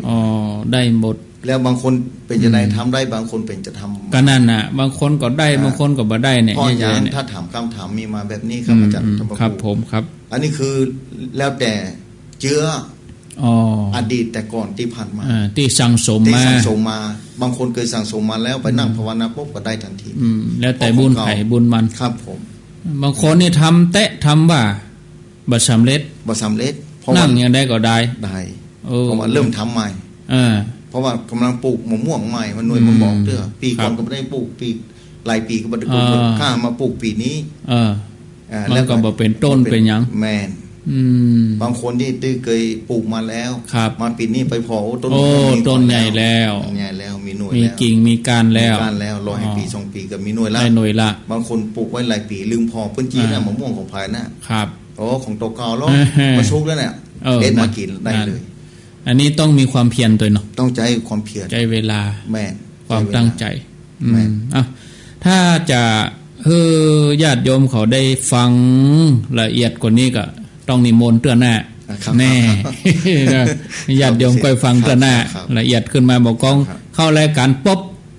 ยกเรื่องนี้มาเลยครับยกเรื่องนี้มาเลยครับผมก็ต้องขอบคุณเจ้าของดีกันเนี่ยคำถามนี่เหมาะกันเหมาะสมแล้วเหมาะสมในที่ตอบมานี่ครับคนถามก็ได้ประโยชน์คนฟังก็ได้ครับผมเขาถามก็เพื่อคนอื่นแม่นคนอื่นก็เหมือนเขาจะถามใช่แต่ที่ก็โทรมากับบัตันที่ก็ติดแล้วก็บ่กล้าอู้แม่นเมื่อเขาโทรติดแล้วเขาก็เหมือนเขาแตนเพิ่นถามแตนคนทั้งหลายโอ้อีป่อนี่ถามดีแต่เนอะถูกใจที่เกิดไว้แม่นี่ก็ถามดีแต่เนอะถูกเตะว่าเคยถามเมื่อละเคยถามอย่างเงี้ยเพิ่นมาถามนี่ถูกใจเนาะนี่ถูกใจสายที่8อยู่หนองควายหางดงเฮาฮับศีลอยู่แล้วเฮารักษาศีลอยู่แล้วครับผมจำเป็นจะต้องสมาทานทุกวันหรือเปล่าคือเรื่องนี้เรื่องศีลนี่บางทีศีลสมุเฉทศีลวิรัติเฮาจะสมาทานหรือบ่สมาทานนี่มันอยู่ที่ในตัวเฮาอยู่แล้วแต่ที่เฮาสมาทานเพื่อความมั่นคงเพื่อความเหนียวแน่นตอกย้ำความเหนียวแน่นเหมือนเฮาจดเลขกลเนาะนั่นน่ะจดเลขกลจดเลขกลคือมันลึกเข้าไปตามลำดับแน่นเข้าไปแม่นแต่ถ้าเฮามั่นใจตัวเองถ้ามั่นใจตัวเองว่าเคยโจทย์เตื้อเดียวทะลุแล้วแน่นแล้วอันนี้บ่สามารถจะหลุดออกได้มั่นใจแล้วแต่ถ้าเฮาสมาทานกู้เตื้อเหมือนกับว่าเฮาตกไปเรื่อยคือมันมั่นน่ะบ่รู้ไปฮับกับไผไปฮับไปบ่มีตู้เจ้าอย่างนี้ได้บ่มีตู้เจ้าสมาทานหน้าพระพุทธรูปก็ได้กำขันไปก็กำขันไปก็ได้บ่มีก็ได้ตั้งจิตดูที่จ่ายเนาะพนมมือขึ้นดอกบัวโอ้แล้วมันไปสมบูรณ์ว่าบ่มีตู้เจ้าไปได้ใหญ่เรื่องศีลอยู่ที่กายวาจาใจครับแม่ตู้แตนแถมแต่เสถาแตนโยมแต่ว่าถ้าถึงแม้มีตู้เจ้าถ้าเอาไปทำบัดใดนี่มันก็บ่มันจุกอ่ะมันจุมาได้ก็ไปขอก็เปิ้นแล้วบ่รักษาตู้เจ้าเพียงแต่แนะนำบอกกล่าวได้อย่างเส้นตังเนี่ยท่านอาจารย์ตู้เจ้าท่านเจ้าเส้นนี้ผมเคยไปอำเภอในเมืองนะในเมืองเส้นตังไปต่างใดเนี่ยเปิ้นแนะนำถ้าต้อง108ถ้าอ้อมพุ่นหรอถ้าอ้อมไปแล้วมันอันตรายมันจ้าแล้วอันตรายบางทีไปบ่ถึงก็ได้นั่นแว่ข้างต่างแว่ข้างต่างจ้าลงแต่108แน่นอนถึงในเมืองเอี้ยครับทุกเจ้าเพิ่นบอกอีพวกเฮาก็พยายามตามแนวนี้ครับตามแนวนี้ก็บ่จำเป็นว่าจะรับแถมถ้าเฮามั่นใจถ้ามั่นใจแล้วบ่ผิดในตัวเองแต่พิธียิ่งรับยิ่งดีคือพิธีกรรมอย่างไปวัดเนี่ยมันเป็นต้องไหว้พระก่อนไหว้พระและสมาทานศีลต้อมใจก่อนต้อมใจหัวใจมันต้อมครับสมาทานศีลที่สมาทานศีลเนี่ยเผื่อว่าเขาจะรักษา5นาที10นาทีชั่วโมงนึงอย่างปัจจุบันนั่นน่ะบริสุทธิ์ปัจจุบันขนาดนั้นน่ะเอาปัจจุบันเป็นเกณฑ์เนาะที่สมาทานนะบางทีอย่างเฮาไปการไปงานบางทีมันมีสังคมครับเฮาก็ต้องว่าด้วยเปิ้นถึงแม้จะยังสมมติขอโทษเนาะแม่เจ้านี่เฮาไปเงินใหม่แม่นตกมาตอนไปบ้านศพแม่นเฮาจะบอกว่าแต่เจ้าเฮารับศีลเงินใหม่แล้วครับมาบ้านศพอาราธนาแห่มเฮาว่าละคนอื่นจะพอแหละโอ้ย่ำว่าด้วยเปิ้นนี่เฮาก็ต้องว่าเอาบริบทสังคมไม่บริบทต้องว่าแต่เฮาอยู่คนเดียวนี่มีหยังอ่ะบ่มีหยังเฮาก็ปิรัดเอาเองมีรัดเอาได้อันนี้สบายใจนะโยมนะใจเนอะโยมเนอะครับมีความจำเป็นก็ว่าเฮาจะสมาทานศีลจะต้องนุ่งชุดขาวก็แตนโยมบ่เป็นหยังเนาะบ่เป็นหยังบ่ใช่ว่าเรียบร้อยบ่ใช่ว่าผ้าขาวจะทำให้จิตใจมันสะอาดได้อันกะแต่เป็นผ้าขาวที่ใส่เพียงเครื่องหมายว่าย้อมจิตเป็นสัญลักษณ์ของความบริสุทธิ์ของสายอย่างคลื่นสีขาวเป็นต้นไปเนี่ยหาแล้วมันม่วนใจแล้วท่านอาจารย์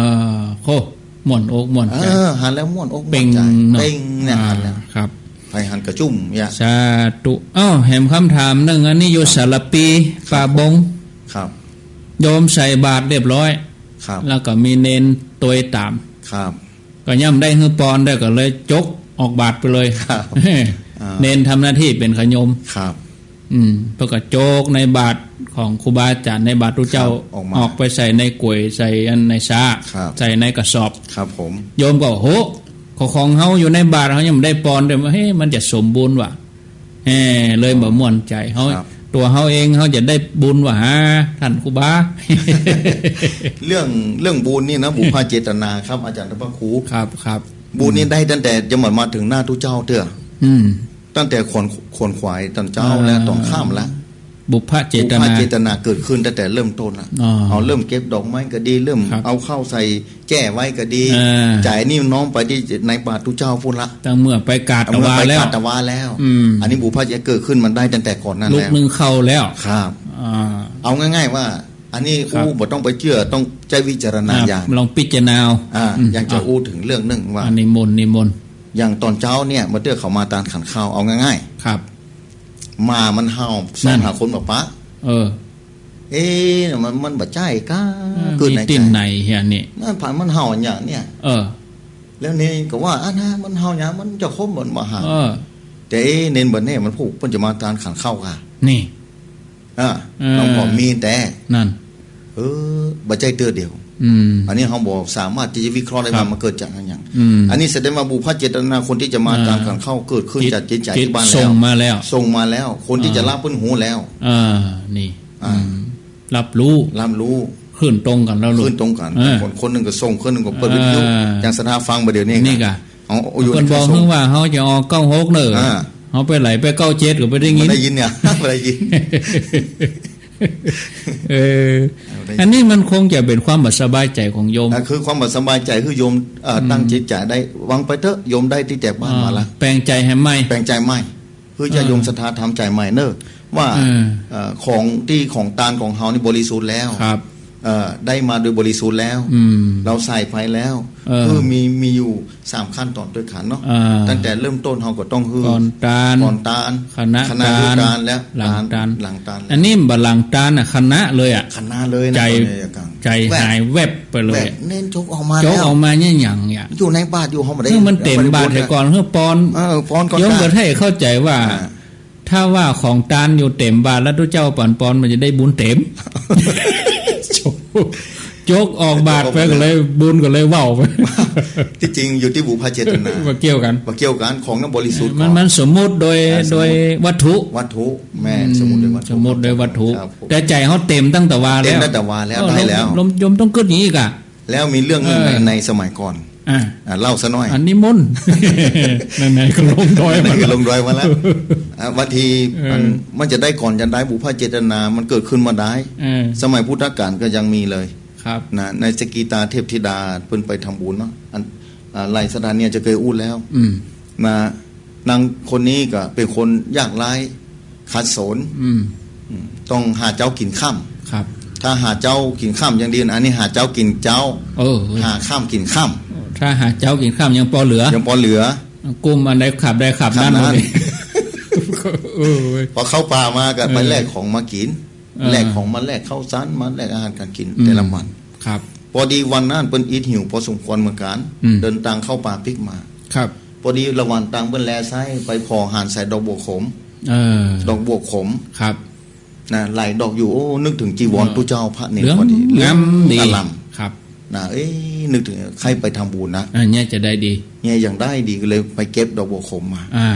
เด็ด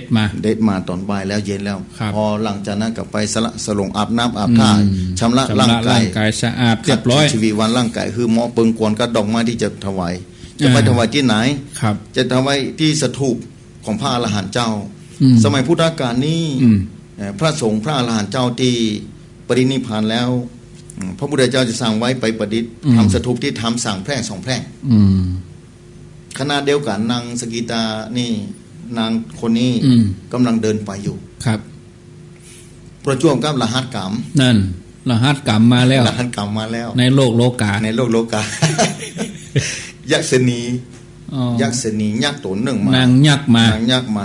มันเป็นกรรมกันนางยักษ์ได้ใช้เวรใช้กรรมแปลงตัวเป็นงัวแม่ลูกอ่อนอยู่รอท่าอยู่ทางหน้ามันรอดักอยู่ทางหน้าแล้วรอดักอยู่ทางหน้านี่ก็เอาดอกบัวกำลังดอกบัวขมดอกบวบดอกบัวดื้อไปเตี้ยวไปเรื่อยๆถือไปกำไปตื้อไปทางหน้าเตี้ยวไปตื้อไปเกลียวไปโอ้บัดนั้นพอจะได้ตันพอใกล้จะถึงแล้วงัวไม่รู้ไล่ควิดนั่นตกต่างไงไปหันแล้วเป็นไดดอกบัวขมก็ไปที่1ตัวเก่าก็ตกตายต่างไงลงที่หันถ้าในสายตาของคนทั่วไปตายเลย ตาย บางคนก็จะว่าโอ้อย่างตั้งใจทำบุญได้มาตายอย่างอี้นี่ครับบุญนี่อย่างบักกำนี่บักกำแน่ตั้งใจแท้ๆอย่างมันลงอย่างอี้เนี่ยอันเนี้ยครับอาจารย์ธรรมครูน่ะเฮาเนี่ยว่าคนนี้เป็นจะไปทำบุญแท้ตุ้งหัวควิดไต่หงนี่ไต่บ่ดีดอกน่ะอีบุญก็บ่ช่วยอะกะอีบุญก็บ่ได้กะอย่างบอกโยมอย่าได้อ่ะอันนี้คือว่าสิ่งเหล่านี้เรื่องบุญเรื่องกรรมเรื่องรหัสกรรมรหัสบุญนี่ไผสามารถพอหารได้ครับเป็นจิตวิสัยของพระสัมมาสัมพุทธเจ้ามันอาจินไตยพุทธเจ้าต้องอ่านจะรู้ได้ครับแต่ขณะเดียวกันพระอัครสาวกเบื้องซ้ายของพระสัมมาสัมพุทธเจ้าพระมหาโมคคัลลานะเถระเจ้า3 วัน 1ลงนรก3 วัน 1ขึ้นสวรรค์ตรวจพอว่าถามบุพกรรมว่าเทวดาสันนรกนี่เปิ้นสร้างกรรมอย่างมานี้จะได้มาบอกแก่ญาติกาพี่น้องอยู่ในโลกละโลกาบอกให้คนทั้งหลาย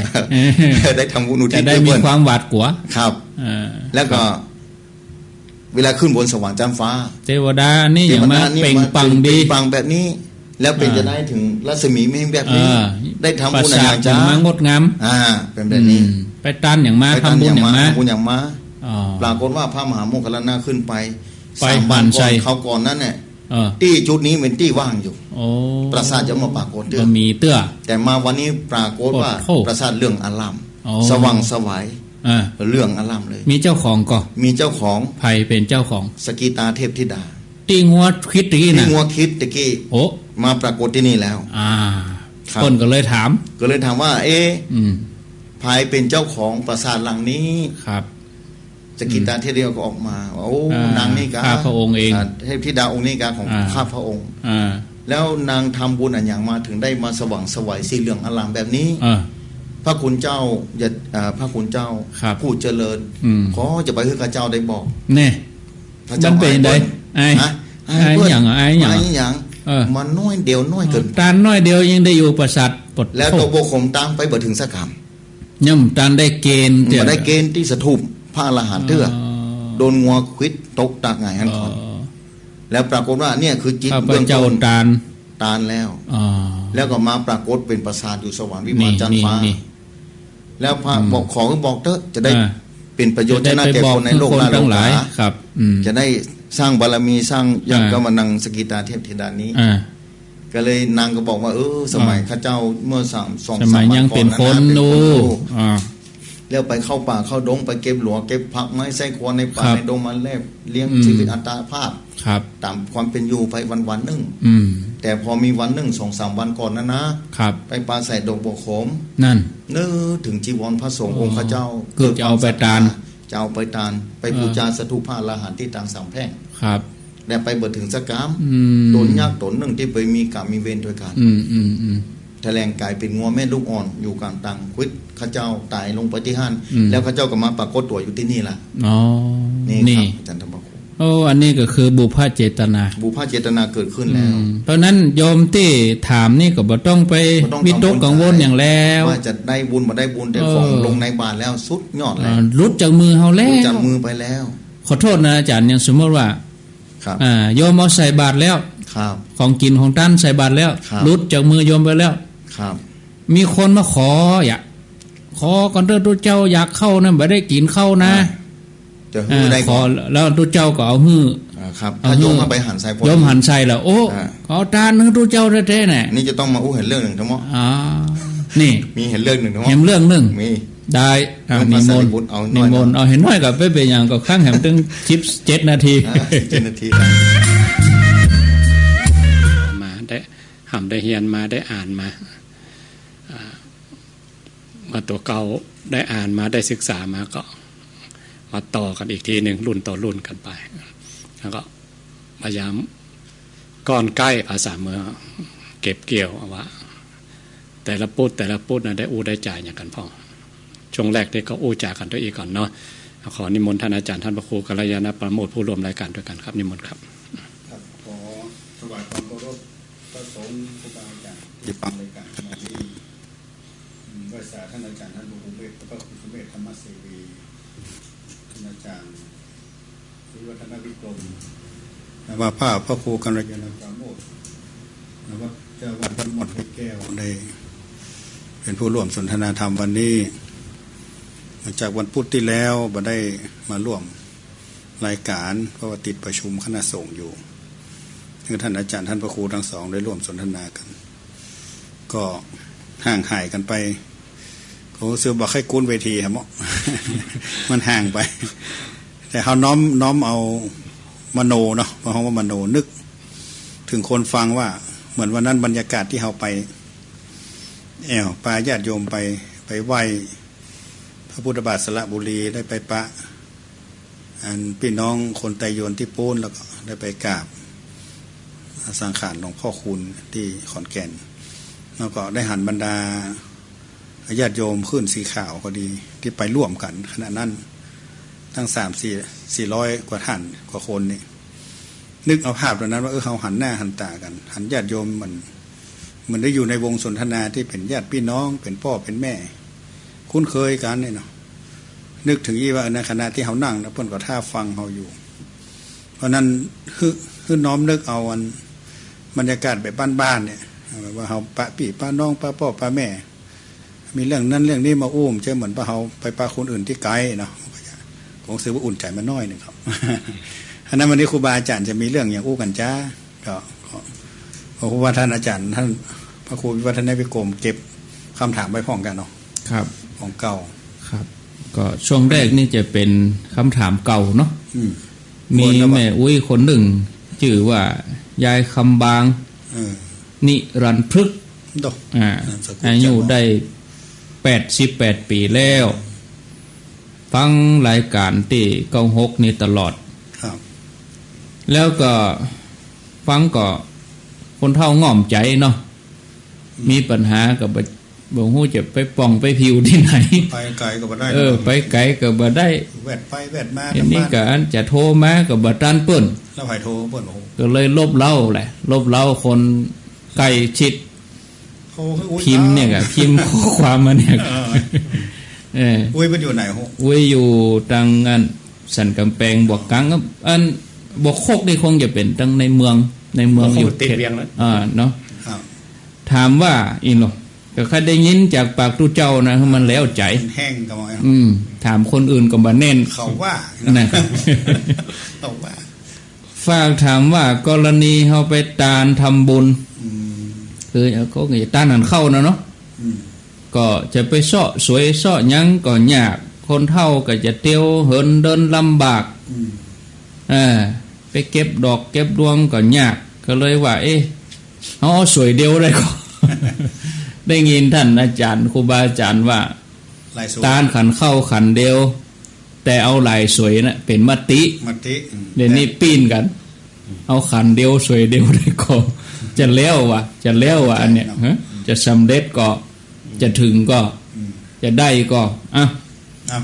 อันนี้มนโจทนายต่อเข้ามาใหม่ดินิมนต์อันนี้ยายนี่ยายคำบางเด้อมันเด็กก็รอฟังอยู่ฮะน่ะมันแล้วกันแล้วที่เอาไปลงที่ครับนั้นดีกว่าบอกว่าบุพเจตนามุละเจตนาเนาะพระภคเจตนาเขาเบื้องต้นหรอกครับแต่ถ้าว่ามันสูญวิสัยที่เฮาอู้กันไปมันก็มีข้อแม้เหมือนกันนะว่าครับถ้ามันสูญวิสัยว่ามันเงียบบ่ได้นะเฮาก็ไปเอาอย่างเบ๊ะก็จะบ่แล้วใจอย่างอุ้ยเนี่ยสั่นงอนๆเลยไปเก็บดอกเก็บดวงบ่ยากลำบากอ่ะพอได้มกสวยเดียวก็แล้วใจอ่ะมันก็แล้วที่ใจเหมือนกันนะแต่ในขันหน้าเฮาตานะเฮาแผ่ไปกว้างหรอกอาจารย์นะเฮาน้อมนึกเฮาบ่ได้บอกว่าคนนั้นคนนี้ครับไม่มีที่สุดไม่เป็นประมาณเนี่ยทุกเจ้ากับปั่นปอนครับเจ็ดข้าคุณเป็นเก้าเจ้าเจ็ดกระสุนเป็นแดนแสนครับก็คงจะแล้วที่ใจส่วนหนึ่งแต่มันมาได้เต็มที่เนาะครับเฮาพออันเนี้ยฮีดหอยบางอย่างถ้าไม่อุ้ยบ่ได้หันข้าวอันของพ่อคุณนี่นะตัวนกหันบ้านเฮาก็บ่ได้ฆ่ากันนี่เนาะเผาไปด้วยกันอีสานเป็นว่าต้องเอาคนเอาไปฆ่าก่อน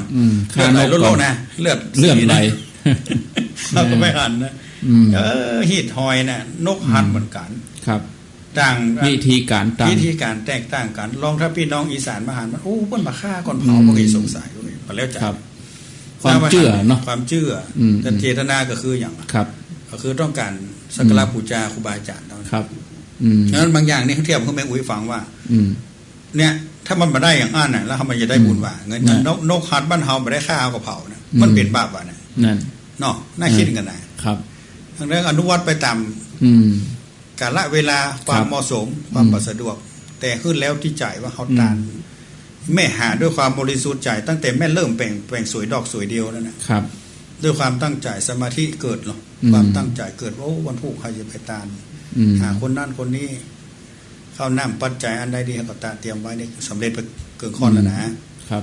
ขณะที่ตาลทุกเจ้าพวกก็มาปั่นปอนเขาแต่เจ้าว่าปัดปลาตู้หลวงแล้วปลาตู้ป่องใครตกไปหน่อยก่อนใจใครอ่อยไปหน่อยนะใจตกที่ตู้หลวงใบยู่แม่ใส่ตู้ลุงอยู่ฮะตู้ลุงก็ได้แต่กระจายกันนอกอันนี้ก็แมงมันจอมเนาะตู้หลวงเพิ่งกับมากอ่ะเขาสัมปปะไอ้ปลาตู้ลุงเนี่ย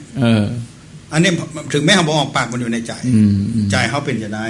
เขารู้สึกว่ามีความปิติขนาดนั้นก่อนแต่ถ้าตัดใจว่าโอ้เป็นอย่างอ่ะอันนี้ก็คือตัวแทนของสงฆ์ไงนะตู้ลุงตู้ป่ออย่างนี้เขาก็ได้บุญอยู่นะแล้วก็เรื่องคนตายเพราะเขาบอกว่าไปเป็นจะได้ไม่ได้นะครับสูตรปัญญาโอสุเมธจะเสริมก่อนสมบูรณ์แล้วสมบูรณ์แล้วนี่ตอบแบบแบบมีหลักการหรอกครับอาจารย์จะต้องมีหลักฐานต้องมีตีมาตีไปเกินมีหรอกต้องมีเป็นจะได้เรื่องสวยนี่คิดว่าครับอย่างเรื่องวิมานวัตถุเรื่องที่ดาดอกบวบนะต้องไปที่มาเปิ้นจะไปไหว้พระธาตุจะไปแล้วไปบ่ถึงจะเก็บมาแล้วเก็บมาแล้วเพราะตัวเขาเป็นคนทุกคนอยากเนาะไปเลี้ยงงูเลี้ยงควายอยู่กลางโต่งมาเองดอกบวบเหลืองก็คือว่าเปิ้นไปไหว้พระธาตุกันก็ตัวเขาก็บ่ได้ไปไหว้ด้วยเปิ้นคนทุกคนอยากเนาะตุ๊กตาเนาะก็เก็บดอกบัวข้างทางนั่นนะก็มันเป็นของสาธารณะมันเป็นของบ่อไปแจ้งของไผ่เนาะไปเอาดอกบัว5ดอกเนี่ยไปตานพระธาตุไปถึงกลางทางงัวไปคิดตายมันนั่นงัวคิดเห็นแล้วขึ้นไปอยู่บนสวรรค์เป็นเทวดาวิมานเป็นสีทองใหญ่โตมโหฬารพระโมคคัลลานนะในวิมานวัตถุเปิ้นไปปะใส่ครับโอ้วิมานไผ่เนาะรัศมีสีทองสว่างสวัยนับประมาณบ่ได้ประมาณบ่ได้เข้าไปถามทำบุญด้วยอย่างมาอายว่ะขอครูบาอาจารย์ได้ไปถามด้วยไปอู้ให้ไผ่ฟังเลิกเนาะตาน้อยลำไปอายเฮือเปิ้นตานอะไรอย่างมาก่อนเล่าให้ฟังว่าเนี่ยจะไปตานพระธาตุแล้วบ่ถึงสักกรรมครับแต่เจตนาไปถึงแล้ว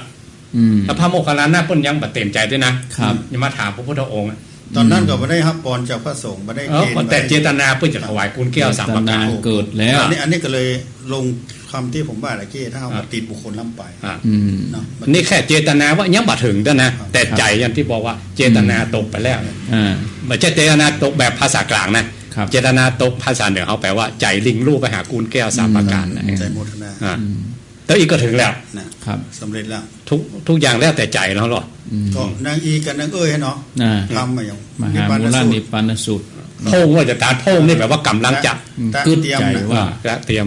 ไปตานทำตานคือพ่อแม่มันพูกพ่อแม่ได้เปลี่ยนปูนจากเปลี่ยนแล้วที่จริงพ่อแม่เพิ่นทำบุญนักนะเฮาท้าวอุตตามทำมหาโมลนิปานสูตรแต่ว่าอาสันนกรรมเวลาใกล้ตายก็ถึงบาปนะน้อยแวบเดียวแวบก็เลยไปเกิดเป็นเพศเป็นผีแต่บุญมันมีอยู่แล้วรอท่าเพราะนั้นว่าร่างกรรมนั้นไปเป็นก็เป็นมาเมินเนาะมันเป็นเมินเป็นเมินแต่ถ้าบ่มีอย่างเช่นอย่างบ่ใครก็ไม่ไปมีอย่างมาต่อเชื่อมพ่อลูกอ่ะอันนี้เป็นข้อคิดเหมือนกันนะคนโบราณเพิ่นเก่งมากๆเพิ่นเอาอาสันนกรรมไปแทรกไว้ท่านเนี่ยก็ว่าทำบุญมามากมายมหาศาลแต่ว่าตอนใกล้จะตายอ่ะเกิ่งบังไว้หน่อยเกิ่งบังพอลูกอุทิศตานมาถึงนั้นนะครับโอนเลยครับอันนี้เหมือนกันแม่เขาจะกินจะตานเนี่ยคะแนนเจตนาเขาตั้งใจเต๊ะถึงคุณแก้ว3ประการก็ถึงหมดแล้วครับเนาะบุพเจตนาแล้วใจแล้วก็ว่าตาเติมแม่เป็นยาแล้วใจอาจจะมาได้บริบูรณ์อย่างที่เขาว่าไปแต่คือเจตนาดีเนาะครับนี่เขาเรียงคำถามจากน้อยไปหามากเนาะก็อาจารย์ต้องที่มาที่ไปโดยกันแล้วมีว่าก็มีแล้วก็อย่างเงี้ยกะไปแจ้งไผ่ถามมาเนี่ยอันนี้คนเฒ่านี่เปิ้นอยู่อันนะกะบวกคกไม่ตะกี้น่ะคนเฒ่านี่แม่บาง88ปีแฮมคำถามนึงอันนี้ค้างไว้แต่ผมก็ตอบไปแล้วแต่ว่ามันตอบตนเดียวมันเหมือนหมู่หลาย มันจะม่วนแถมน้อยร้องอ้ออันนี้อยู่ร้องอ้อในเมืองถามคล้ายๆกันกับโยมที่อยู่แม่แตงแม่แตงนี่ตำบลขี้เล็กถามค้างไว้ตอนซีเป้งซีเป้งว่าอันดาขัวไว้แล้วดาไว้แล้วแต่บ่ได้ไปตานเตื้อก็ร่างกายบ่ไข้ไหวก็ยังได้บ่ฮู้ไปตานมาลุ้นจะได้ว่าวันซีเป้งนั้นได้ไปตานเพิ่นอย่ามาวันซีเป้งนั่นล่ะวันอื่นเพิ่นบ่ฮับแล้วกะก็ร้องปิ๊กหมดแล้วเอาอย่างใดเฮาไล่เรื่องวัตถุก่อนวัตถุตานที่เฮาตานน่ะเฮาห่อข้าวต้มอายุมันเมินก่อนตานหั่นนี่ต้องคิดอย่าเข้าไปสร้างอย่าห่อนึ่งอย่าห่อนึ่งเลี้ยงคนเฮาวันนั้นน่ะลืมบอกยี่ห้อมันเนาะจบข่าวไปอย่าห่อนึ่งก็ไปห่อได้หรอเกิดถ้าว่าไอ้แมงอาหารนั้นมันอายุมันสั้นเนาะต้องดูวัตถุการตานก็จะด้อยไปหน่อยให้ไปคือว่าเต็ม100มันสดจะได้ดอกที่เฮาเตรียมเนาะก็เหี่ยวเฉาไปแล้วความสดมันน่ะแล้วของแม้แต่ของขายในกัดบางทีเตรียมไปแล้วเนาะให้มาก่อนราคาตกนะเหี่ยวไปหน่อยแต่ก็ต้องมองเอาไปตั้งไว้หลังตู้ตั้งหมดกาแมงกาลงอ่ะมาได้ฮะมะทุเจ้าไปฉันรู้ต้องฮะมะนี่อันนี้เราต้องพอเรื่องวัตถุตานก่อนนี่ประสบการณ์นั้นมันสอนถึงพร้อมด้วยวัตถุเนาะวัตถุบริสุทธิ์ก่อนให้เนาะทันทีเอาเก็บไว้เอาไว้ตานมันผู้ครับแล้วก็เวลาในการตานเนาะต้องพร้อมนะเลยบ่ายโมงไปวันนี้เขาจะตานแม่เจ้าโอ้ตานแน่ตานบึ้ดก่อนไปปุ่มบ่ายอ่ะละอ่อนบะมาเตี้ยอ่ะละอ่อนไปส่งเตี้ยอ่ะไปเลยเป็นแล้วอ่ะทุกเจ้าก็บ่ได้ฉันบ่ได้บุญเวลามันก็ย่อนไปลดไปอ่ะปัจจัยมันก็มีส่วนนะที่แรกว่าจะใส่100หลานมันลบแล้วใส่50 บาทก็พอลดไปอ่ะมีส่วนเนาะนี่วัตถุถ้ามันพร้อมอย่างเก่าดีอย่างเก่าอ่ะต่อไปอาจารย์ว่ามันจะได้ไหมครับเรื่องเจตนาตกนี่ลืมชื่อมันว่าที่ว่าถวายผ้าผืนเดียวน่ะอาจารย์ก็ได้ยินเนาะครับชื่ออย่างคนนั้นที่ว่าอันผ้าสาดไก่แจงสองผัวเมียนี่นะสองผัวเมียเปิ้นมีผ้าผืนแง่ผืนหนึ่งหัวค่ำทุกแต่ทุกวันบอกไม่ใช่ผ้าผืนอื่นก็มีแต่ผ้าสบายที่จะไปเปลี่ยนกันไปเปลี่ยนกันไปไปนุ่งใส่ไปฟังธรรมต้องปาดผ้าแล้วก็พอเมียไปแล้วตอนค่ำแล้วก็ตอนเด็กก็ผัวเขาไปไปถ้าผัวไปมาวันเอาเปลี่ยนมาค่ำไหมเมียก็ไปต้องสารภาพเพราะมีผ้าผืนเดียวคราวนี้ตอนเมื่อคืนผัวไปกะใส่ผ้าสบายไปอย่างดีครับฟังธรรมพุทธเจ้าก็เริ่มใส่ไปเริ่มจะหม่นไปจะถวายอะไรถวายกึศถึงว่ามันจำเป็นจะต้องใจอ่ะแล้วเมียเขาจะใจแหมล้อมันไม่ใช่ว่าของตัวเก่าคนเดียวแต่ใจทิ้งลูกนะเอาไว้ก่อนจักกันแล้วเก็บไว้ก่อนลดไปหน่อยลดไปถึงมัดชิมไม่ยำครับเกินคืนแล้วเกินคืนก็ให้ถวายแล้วมีใจใครการแล้วนะกึศใจแหมกึศแบบจักไว้แหมได้ใกล้แจ้งในนะก็เอาแล้วใจลิงลูกไปแล้วละตานะก็เอาเลยที่ตังเมมาเนาะแล้วเองชนะนั่นคือชนะพระเจ้าประสิทธิ์ที่โกศลไปอยู่หั่นพอดีอ่ะครับเปิ้นไปฮบสงครามมาเนาะเปิ้นก็ชนะเหมือนกันก็ชนะเหมือนกันพระเจ้าอยู่หัวมันได้ยินคนนี่มันดึงแบบพอใจไล่กันครับชนะแต่เฮาเนาะถามไปถามมาได้ว่าตัวเก่าชนะความตระหนี่ทีเหนียวแต่ความจำเป็นที่ต้องใจอ่ะชนะใจตัวเก่าเรื่องนี้เป็นเหตุที่พระองค์เทศเลยนะว่าเจตนาถ้าสูงสุดถ้าการครั้งแรกนั้นเราได้เป็นตัวละหันตาเลยว่าปฐมยามมันถ้ามัจจมิยามนี่ไม่เป็นพระอนาคามีอันนี้ได้เป็นพระโสดาบันมาตานได้ผ้านักนะหลายกู้แต่พระเจ้าอยู่หัวปนตานกี่กู้คนลืมไปแล้วเปิ้นก็ฮื้อพระเจ้าอยู่หัวก็ฮื้อยกฮื้อเลยแกก็โคนตันเห็นนะเลือกเอาไปทานเนี่ยพระเจ้าอยู่หัวก็คนเด็กๆอ่ะโคนฮื้อ4-6-8เนี่ย16-36เพิ่มขึ้นไปแต่ถ้าปฐมยามนะถ้าได้ตานต่อนั้นน่ะบุญจะได้สำเร็จทำนักแหละนั่นแล้วก็ของที่พระเจ้าอยู่หัวจะถวายก็อีกนักแหละนั่นเนี่ยเจตนานี่สำคัญเหมือนกันเนี่ยอันนี้เอาไปโยงได้เนาะเอาไปแม่ได้แต่เขาจะไปบอกโยมเป๊ะจนเช่นนี้ว่าย่านเนี่ยสมมติว่า100 ลายเนี่ยคนทำได้ทั้ง80-90 ลายเนาะเอาเองเป็นผู้ที่ทำได้น้อยกว่า แล้วเขาจะไปเอาเต้าเปิ้ลเนี่ยไม่เจ้าไข่แป้งไม่แรงไข่ลูกไม่ก็ของบางอย่างเนี่ยมันก็มีราคาลดลงสมัยก่อนอาจารย์เรียนวิชาเกษตรเพราะว่ามีเปอร์เซ็นต์การงอกอย่างเราเล่าฟังละประเด็นนะปลูกต้นไม้ต้นตอกหรือเพาะเม็ดพันธุ์เลยถ้าเทียบเมื่อก็ต้องถ้าเวลาใครอยากทดสอบเปอร์เซ็นต์กันงอกเม็ด100 เม็ดเอาไปแจ่มาเนาะมันเลี้ยงพอเป็นแถว100 เม็ดมันจะงอกกี่เม็ดอีกมันจะงอกทั้ง100หรอกถ้าเกินไปสัก70% 80ขึ้นไปนี่ถือว่าดีแต่มัน100นะมันก็ต้องมีเม็ดเสียพ่ออันนี้เราเปอร์เซ็นต์การงอกเรื่องมูสลางกันบอกว่าเขาจะมีบวกลบประมาณเผื่อไว้การไว้อย่างบวกลบทุนบวกลบกล้าพันผวนทั้งเศรษฐกิจเนี่ยคนมาอันน่ะมันแล้วจะเกิดไปเล็กมันจะขึ้นราคาอย่างปูนมันบวกไปบาท2 บาทเปิ้ลมีทรัพย์เฉพาะของเปิ้ลไหว้บ่ายนะเปิ้ลวานต้องมีตัวเผื่อไว้ครับนี่เขาทำบุญทำกุศลกันบางทีเขาอย่าดิ่งร้อยมันมีบริบทอย่างอื่นนะมีหย่อนห้องแล้วเขาจะฮื้อมันเบ๊ะอย่างเปิ้ลอย่างแม่เนี่ยไปตาเนี่ยบริบทตัวอื่นไม่มาจักมาหน่วงอย่างเขาบอกว่าสาเหตุอื่นนะมาจักมาหน่วงไว้ได้เต็ม100เหมือนที่เขาตั้งใจเบ๊ะอย่างเปิ้ลมันก็คงจะน้อยลงง่ายอย่างซื้อส้มมากิโลจะตามกิโลหลานมาให้ไว้บายๆเนี่ยออกแค่3 แกนเนี่ยจำเป็นน่ะเนาะเนี่ยมันก็อย่าบริบทมันบ่เต็มกิโลก็คือถึงกิโลเนาะเหลือ7 ขีดเนี่ยก็ยากกันเนาะเทียบง่ายๆเทียบง่ายๆแล้วคือต่อบันไดก็คือได้แต่บ่เต็ม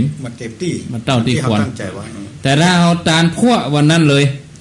ก็ได้วันนั้นเอาอย่างที่อันสมัยพุทธกาลที่ว่าเอาตาลผ้าเป็นตัวอย่างเอาตัวนี้เป็นออกจากพระองค์เองเลยนะว่าถ้าได้ตาลตอนปฐมยามวิจารณ์เลยตอนแต่ถ้าตาลมันพวกเป็นขั้วใหม่เหรอมันจะอันเก่าอ่ะมันก่อนยังเวลามันก็เวลาการไล่เวลาเนาะเจตนามันย่อนลงไปครับแต่ตาหน้าบารมีใต้เต้านะถ้าเดียวกันนะตาหน้าบารมีใต้เต้าเดียวกันเพราะมันสาระเข้าของเป็นตาลเหมือนกันเนาะแต่บารมีตัวอื่นเนี่ยมันจะย่อนลงไปตั้งใจแล้วมันเนี่ยต่อมหน่อยบรรยากาศโดยเฉพาะเขาไปไหนก็จ้างเนี่ยมันปล่อยเปิ้นเหลือกระหม่าเขาตองแห้งอย่างว่านะครับมันก็บ่ม่วนเองเนาะบางทีเขาไปกินไปตาลเปิ้นแล้วหมดแล้วเปิ้นเปียวเปิ้นเพี้ยวอย่างแล้วหมดแล้วว่าทุกคนส่งเนี่ยอันนี้มันได้เพิ่มตัวนี้บุญมันไปย้อนนะจ๊ะมันปื้มเนาะบุญปื้มมันหายไปอย่าอาจารย์เฮาปากันไปทัวบุญฮะบางคนออกการลดการลาแล้วนะของเก็บก่อนหรอกเด็กขืนมารู้นะเสียปัจจัยอย่างอื่นน่ะวันนั้นโอ้กระไผ่ของมันนะครับแม่มันมาหรอปัจจัยอื่นผู้ใหญ่ตายอ่ะนะจำเป็นเนี่ยการลดไปเนี่ยคือคนอื่นแทนไปสาระอย่างหลวงพ่อคุณวันนี้ยังไผ่เป็นแสนพามาไปก้าไปแล้วล่ะเป็นลอยอังคารไปแล้ววันนั้นบุญบันกันไปรถติดถึงเมืองครับไปละวันนี้ไปละอ่ะที่เขาก็ต้องเอาเวลานั้นนะครับมันจังหวะเป็นมีโอกาสอย่างต่างๆได้หันบรรยากาศเสียงบรรยากาศนี่ต้องสร้างบรรยากาศสร้างมันสิ่งเหล่านี้เป็นตัวปลุกปิติแล้วพ่ออาจารย์เสียงก้องเนี่ยมันตัวนี้เป็นตัวช่วยคนโบราณฉลาดอย่างพ่ออาจารย์ว่าอย่างอยู่เอาสมมติว่าให้ตันเงินล้านเอาเช็คไปใบเดียวก็ได้หรอต้องเฮไม่ใช่ขาดไปปักต้นปักหยังปักต้นนี่แฝงกับคนอื่นน่ะเป็นแบบของคนอื่นน่ะใจขึ้นไปด้วยกันเป็นหมู่มันปิติหรอเนาะเปิ้นหลวงถ้าแบบมีเพลงพ่นเล็บบ่มีแห่ปีปาดก้องวงก็บ่ใจเปิ้นหลวงหำอ่ะไปหม่องซอกต๊อกอย่าวันนั้นก็ที่เฮาไปบรรยากาศที่ไปนอนที่วัดตะโนดน่ะคนเมืองแต่บ่แต่กะเนาะได้ยินพ่องกับอู้อย่างไตยวนแต่โอ้ตกเมื่อคืนมาเพิ่นเอาละอ่อนมาแสดงแล้วนะเป็นเมืองเหนือหมดพิธีกรก็เป็นไม่คนเมืองตะกู้อ่ะเสียงมันจะเพี้ยนมันน้อยก็เป็นเมืองธรรมดาหรอกมันตกถึงลูกสิ่งที่เพิ่นมาฟ้อนมาลำเนี่ยมันออกทางเมืองเฮานี่ครับเสียงดนตรีเสียงอย่างนี้มันนอกกล้าได้ยินเสียงสะเลาะซอซึงแม่นละเฮ้ยมันเป็นกลิ่นไอของเมืองเหนืองั้นที่องค์ประกอบมันก็มีต้องมีครับอ้าวคำถามเห็นเรื่องผ่านด้วยผ่านที่นิมนต์ยกตัวอย่างเรื่องบายสีจะใช้เวลาประมาณชั่วโมง2 ชั่วโมงที่ปูจาคืนบ่ก็แต่เขาแปลงกันนะแปลงอย่างปานี่สุดๆอ่ะครับประดิษฐ์ประดอย ดอกก็ฮื้อเหี่ยวบ่ได้เพราะว่าจะแปลงก้อนก็บ่ได้ดอกมันจะมางามตองเหลืองนะแปลงมะรูนก็บ่อย่าประตันต้องคืนนั้นบางทีคืนหุ่งนะใจแต่กี่ชั่วโมงครึ่งพอหลังจากนั้นพอทำพิธีเสร็จเป็นขยะแล้วเอาจงลงบุญละเหี่ยบุญละอย่างเลยอันนี้ชัดเจนเนาะชัดเจนครับต้องขนาดนั้นขนาดนั้นจะสงค่าปัจจุบันขนาดนั้นโดยอันนี้เปิ้นอยู่หนองซีแจงถามคำถามนี้เหมือนเฮาเคยตอบแล้วเหมือนกันแต่โยมเปิ้นคงจะบ่ได้ฟังตอนที่เฮาตอบก็เลยฝากว่ากรรมที่เปิ้นว่าน้อยบ่ดีเป็นปู่จานนานบ่ดีเป็นจังซอเนี่ยมันเป็นจะได้นิมนต์ท่านครูบาอาจารย์น้อยนี่มันบวชบ่เหมือนเต้านานเนาะน้อยนี่มันเป็นเนนหรอกแต่นานนี่มันเป็นจากตะกอนนะอุถึงเก่าแต่ต้องจากเนนหนึ่งเป็นทุเจ้าต้องบวชตั้งแต่น้อยนานไปเดี๋ยวเป็นหมอกนาน7 วันเนาะถ้าเปิ้นเสริมนานหลวงเนี่ยครับมันนานหลวงเป็นทุเจ้าหลวงเจ้าเก่าซ้ำแน่นตัวนี้เอามาเป็นมาตรฐานประเทศนี้ก็บอกว่าได้มาตรฐานมันได้เหมาะกายเวลามันเปลี่ยนเพราะว่าคนบวชบ่เหมือนครับ7 วันเนี่ยเจ้าหูเรื่องนานเหมือนกันเพิ่นชื่อว่านานแต่ที่เปิ้นว่าเอาหนานเพราะว่าหนานความหูมันนักภูมิธรรมความสุขุมเนาะเย็นน้อยใจบานนาน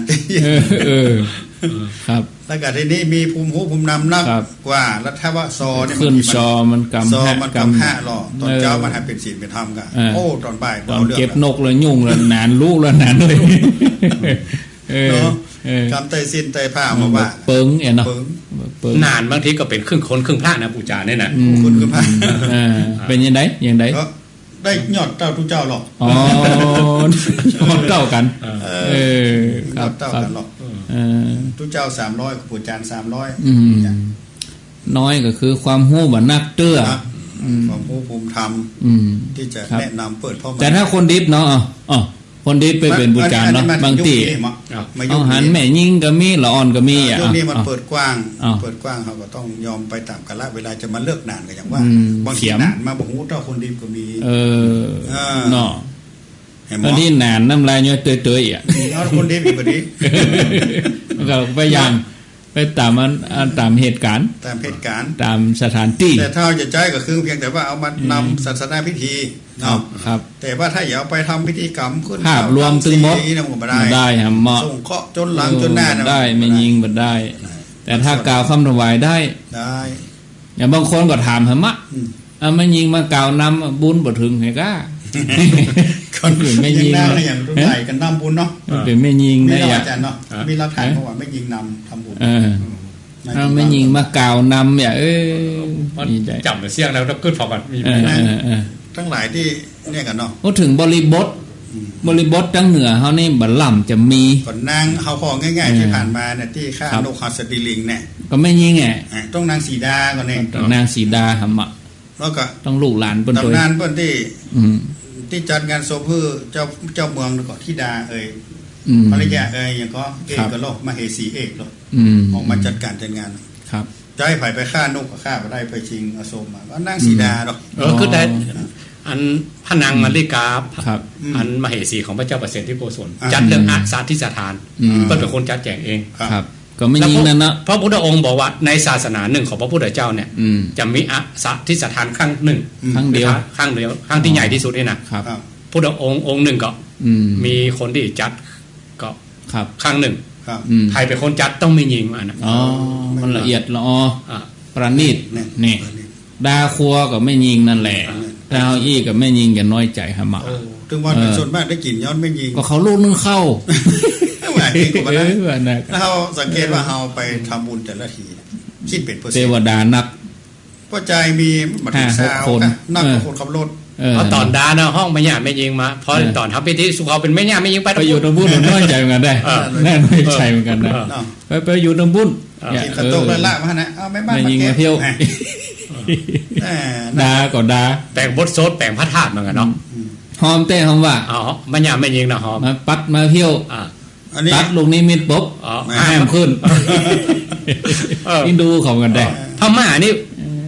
แค่เปิ้นไปกราบเพื่อก่อนพอใจแล้วจะเพิ่นขึ้นเพื่อก่อนบ่ขึ้นนะเพื่อก่อนยอม